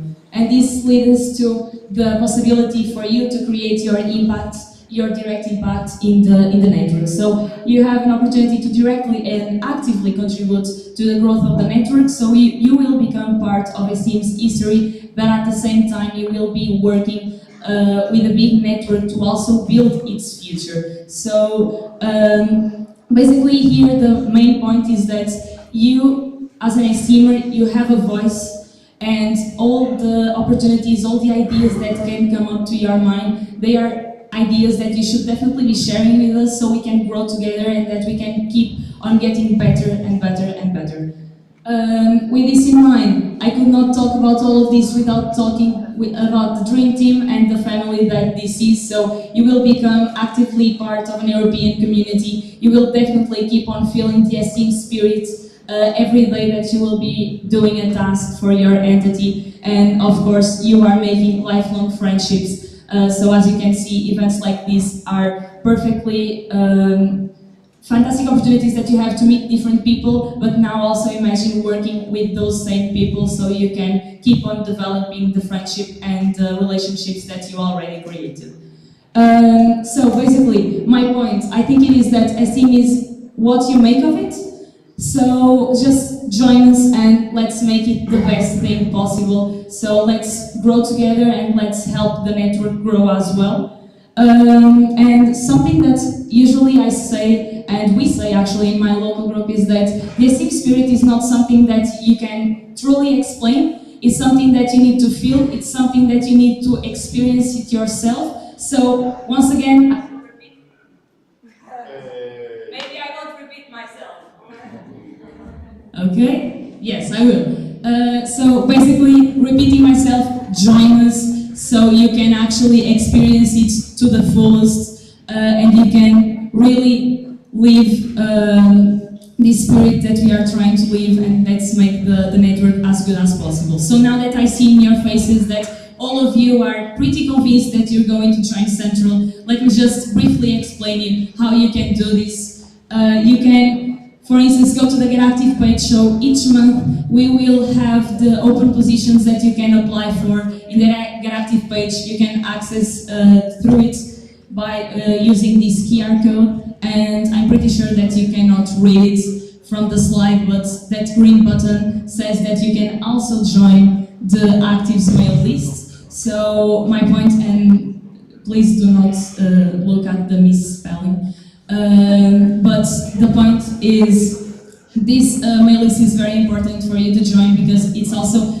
an easier way that you can have access to the Open Position newsletter, also the STEAM newsletter, so you can be informed. You will also have CM updates and many other opportunities will just come to you in a very easier way, which is just by seeing a notification in your email. So please just join the active email list. And just to finish, if you are wondering what can you apply for, the answer is, once again, endless opportunities. So everything that you're looking for, you will definitely be able to find it somewhere in an entity within STEAM. So basically, and just saying this very, very fast, you can apply for committees and task groups, which, summing up, work in closer to the network, so it works for its direct sustainability, and we work closer with the board to maintain the network going. But you also have, as you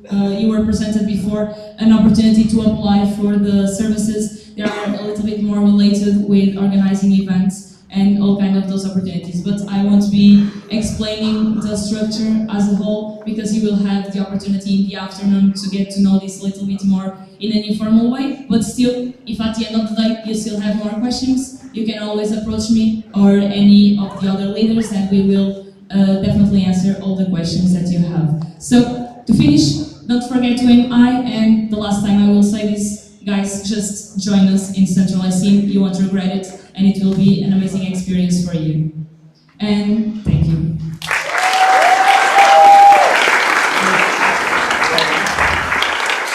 Thank you, Patricia. Eric, please come on stage.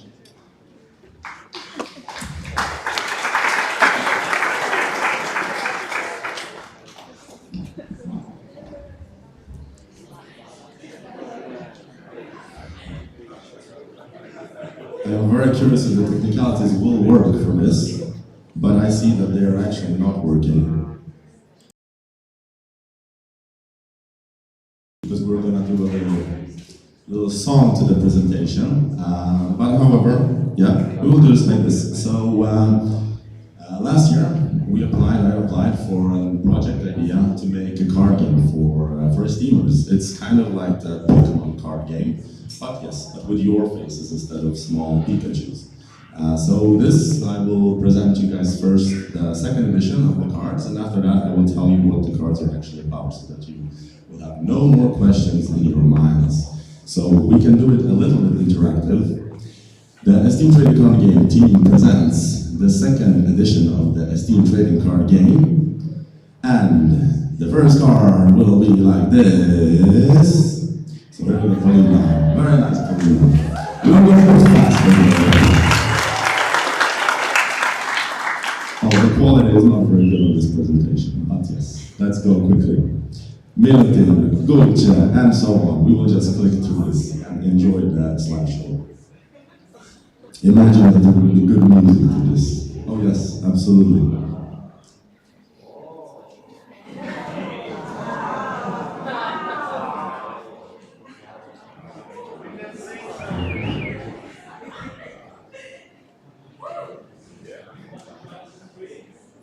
I hope you're enjoying this in silence. I know. Oh, thank you.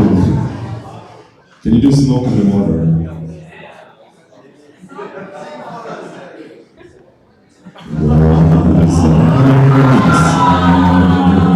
On the fools rushing.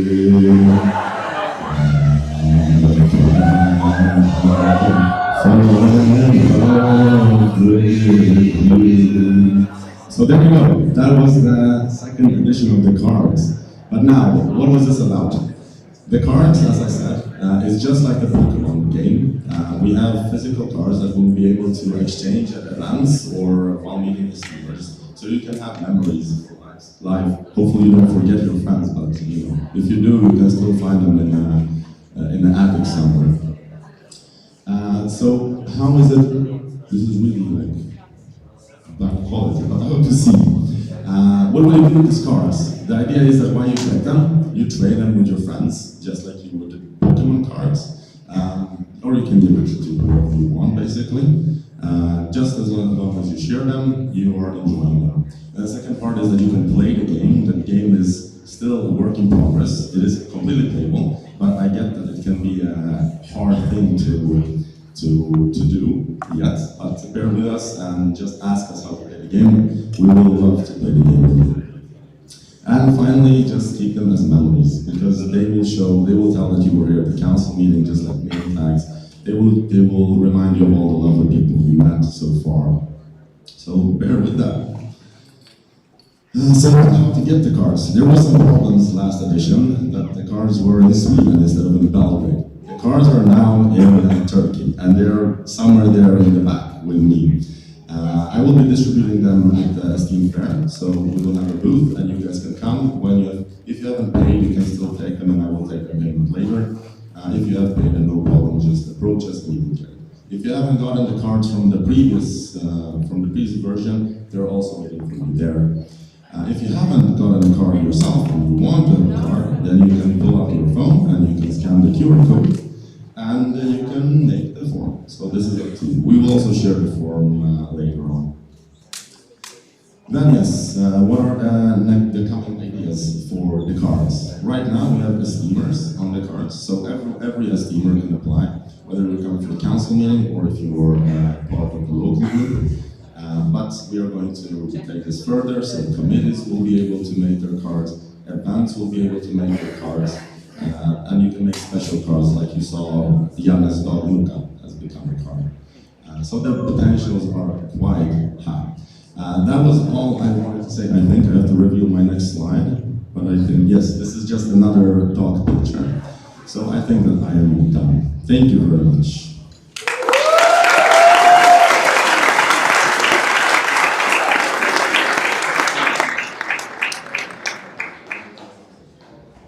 So there's no question time, but you can ask Eric later about all the things on the Esteem Fair.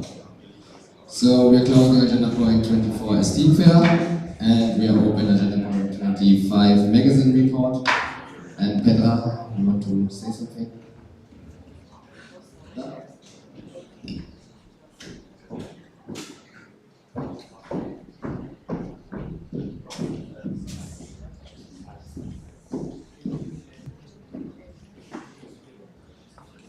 Magazines. Wow, man. Okay, so I don't want to bother you a lot. This is the magazine report. As you know, in every council meeting we print one issue of the Esteem magazine, and let's see a few information about it. So the Esteem magazine is the oldest project of Esteem. It exists actually since 1991, and since then we have printed 63 issues. The 63rd issue will be distributed in the Esteem Fair. It is the biggest IM magazine in Europe, and it brings us insights about IM-related topics as well as Esteem.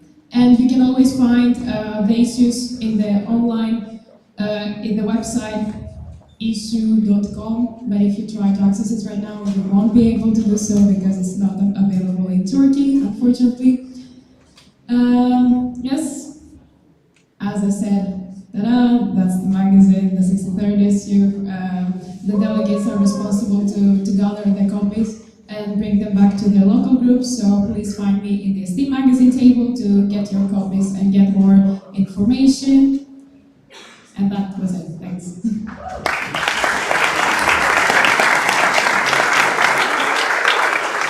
Thank you, Petra. So we're closing agenda point 25 magazine report, and we are open agenda point 26 voting session at 1. And I want to ask our voting committee on stage. Joanna, is taking time.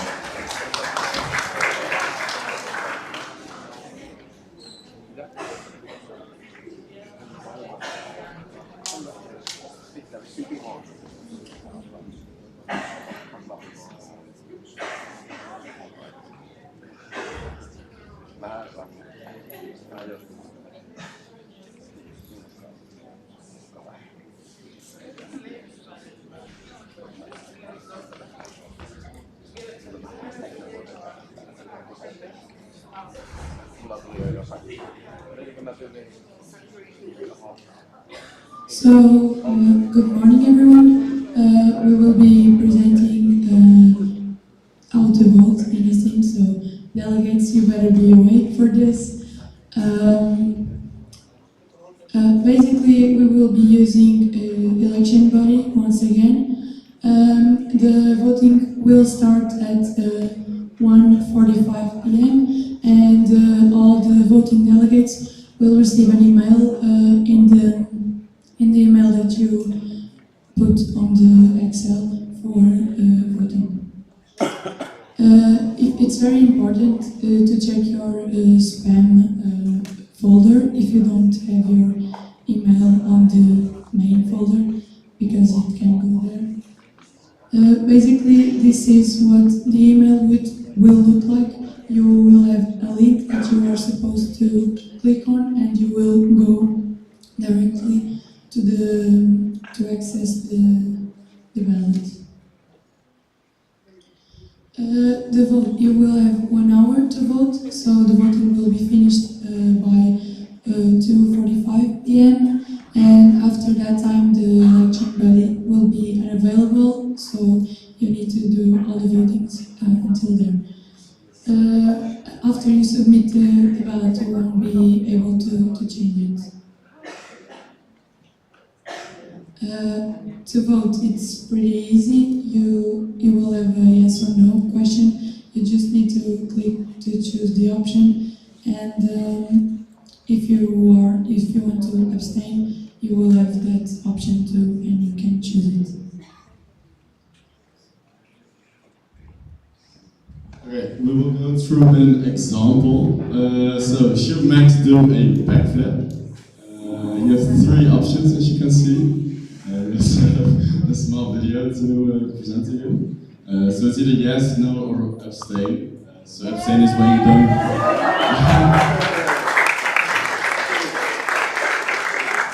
He is improving. I think it's 45% currently, maybe. But we'll go for an example. So this is an example of a wrong filled-in ballot.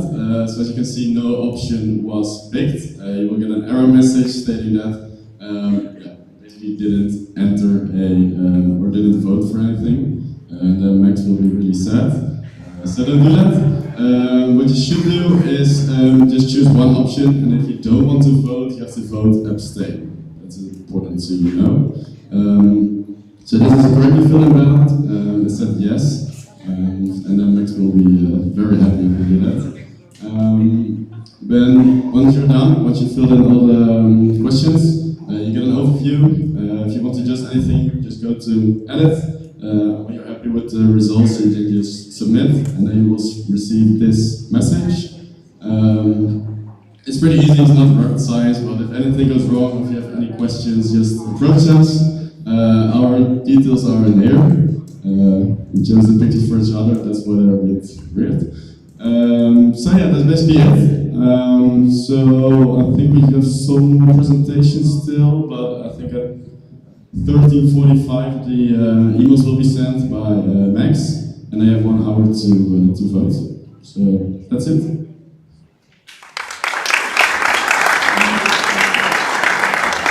Hi, do you want to clarify what we voted on? So just to clarify what we will be voting upon. First, overruling of the local requirements, so about the affected local groups of the Russian war against Ukraine. Then proposal for exclusion of local Lausanne and proposal for exclusion of local Bucharest. We will also vote on the approval of the minutes of the 64th Council meeting and approval of the annual accounts of the 32nd board. And that's for this voting session. So we have question time.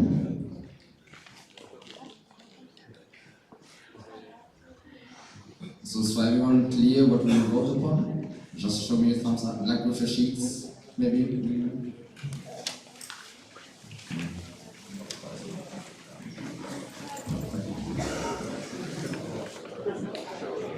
Yeah. And wake the people up who are sleeping. So.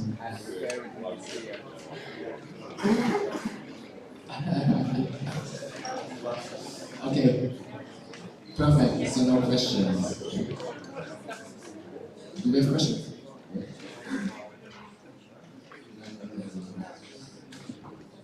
Okay,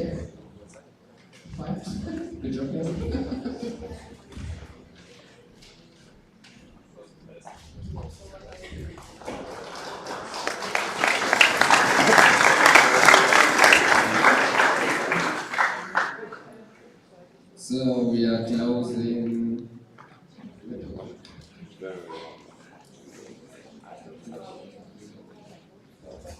Okay, don't close voting. So I'm open agenda point 27, miscellaneous, and we have Sila, Unite for Working Group.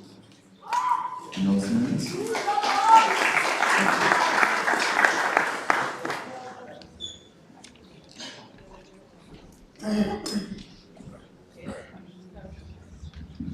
Hello everyone, I'm Sila from Istanbul-Yildiz and I am the Working Groups and Training Sessions Coordinator. After the lunch, we will have working groups and training sessions, and we will be meeting in here. Organizers will lead us to go to rooms, don't worry about it. And about the distributions of the working groups and training sessions, you can find the distributions on Telegram group or from me, or you can ask Sarah as well. And yeah, that's it from me. And if you have any questions about working groups and training sessions, you can always approach me. Let's meet after the lunch. See you all.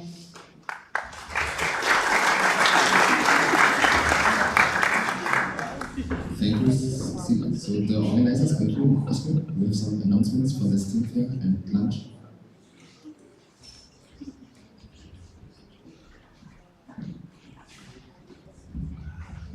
Hi guys, again. Now we are going to eat our lunch to our university's canteen like yesterday, and after that we will meet here to do distributing to the working groups. So after that we will have a STEAM fair, and it will be also handled here. But about the entities merge, we will distribute them after the STEAM fair and later. And I have an announcement first. We found Adrian's bags. Please, Cars delegates approach me because I have his bags and I will give to you. And also about the night activities, guys, please pick your name tags, and if you stole someone's name tags, please come and give to the board because we need it so much. So see you.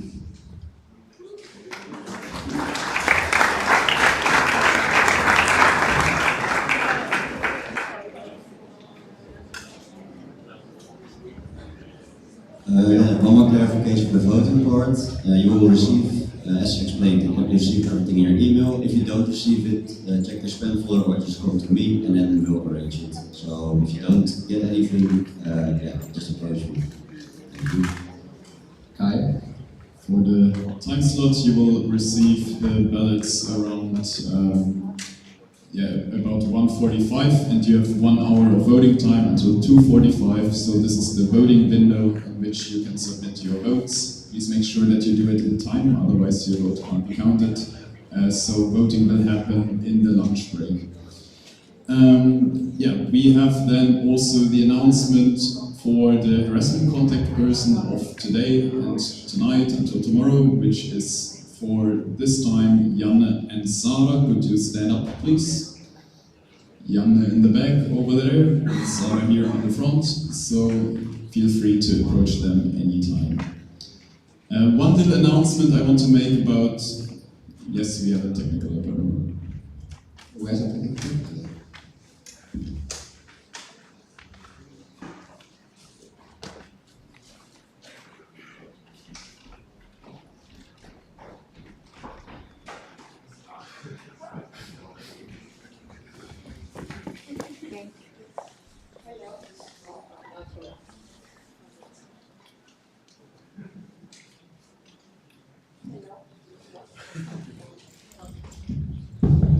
Hello, Maria Gizapoglou, local group Piraeus.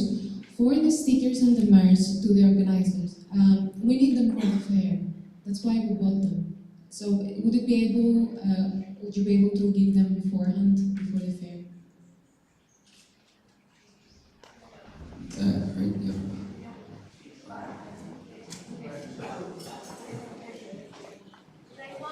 Can you give April a microphone, please?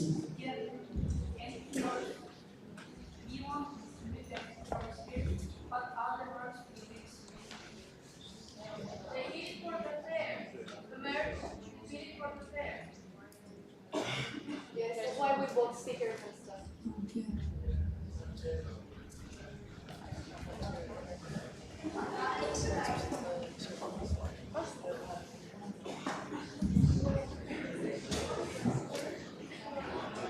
Okay. Okay.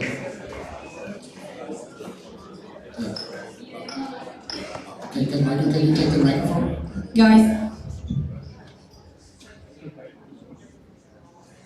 Guys, we have some organization problems about the entities merge, so we will distribute them after. But if you want able to be here during to the STEM fair, we can distribute your works after that. It's okay. If it's the problem, I can't catch it here. So the merch will be distributed. Yes, in the fair. Exactly. So you will No, get. sticker is coming, just t-shirts coming after the STEM fair because of the some organizational problems. Sorry for that, guys. Yes. Another technical in the front.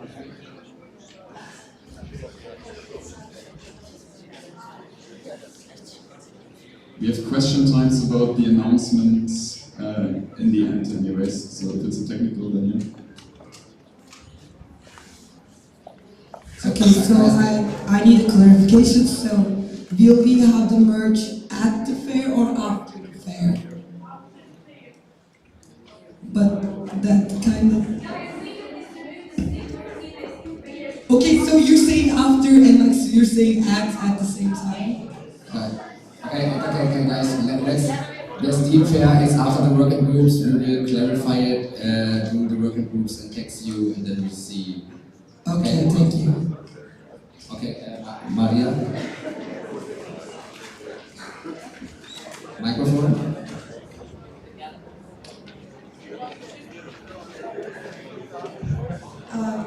I'm Maria Clark from Local Group Key. I have just a technical question. During the voting process will happen during the lunch time. Will we go to the campus? So like, will we have the internet there? Because not all people have internet on their mobile phones. Will we have Wi-Fi to access the voting bullet? The organizer says yes. Thank you. Okay, now let's go back to the announcements. Good. So harassment contact person, we had Jana and Sarah for today. I want to make a little bit of an announcement, especially towards the extra places that are here. You are expected to attend the General Assembly at any time. Please keep that in mind. We had for 10 extra places, 75 applicants. We had to reject 65 other people for you. Be respectful, please, and come to the General Assembly. Good. Just one last clarification on your agenda. You have the Esteem Fair first, and then the working group and training session. The other way around it is due to logistical constraints. So first we will have the working group and training session, and then afterwards we will again the Esteem Fair. I hope that was clear. Good.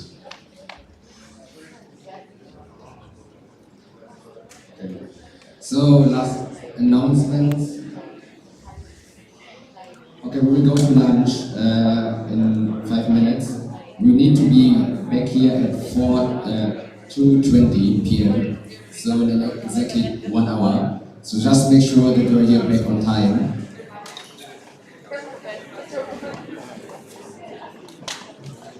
And then guys, sit down.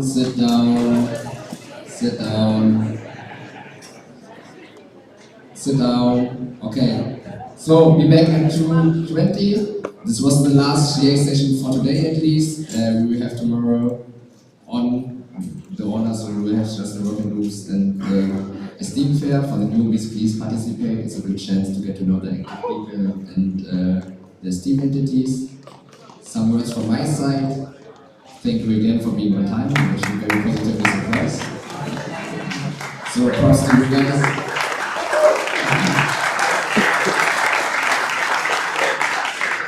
And I'm also positively surprised that the not sleeping was for sure better than yesterday. It's still not perfect, I know it's tough. But let me tell you, I think Max slept less than most of you, so at least awake. And also just have 2 hours, so let's make sure that we are improving also for tomorrow even more. And have fun in the lunch, and then See you later in the working group. Now we can go. Accounting General 27,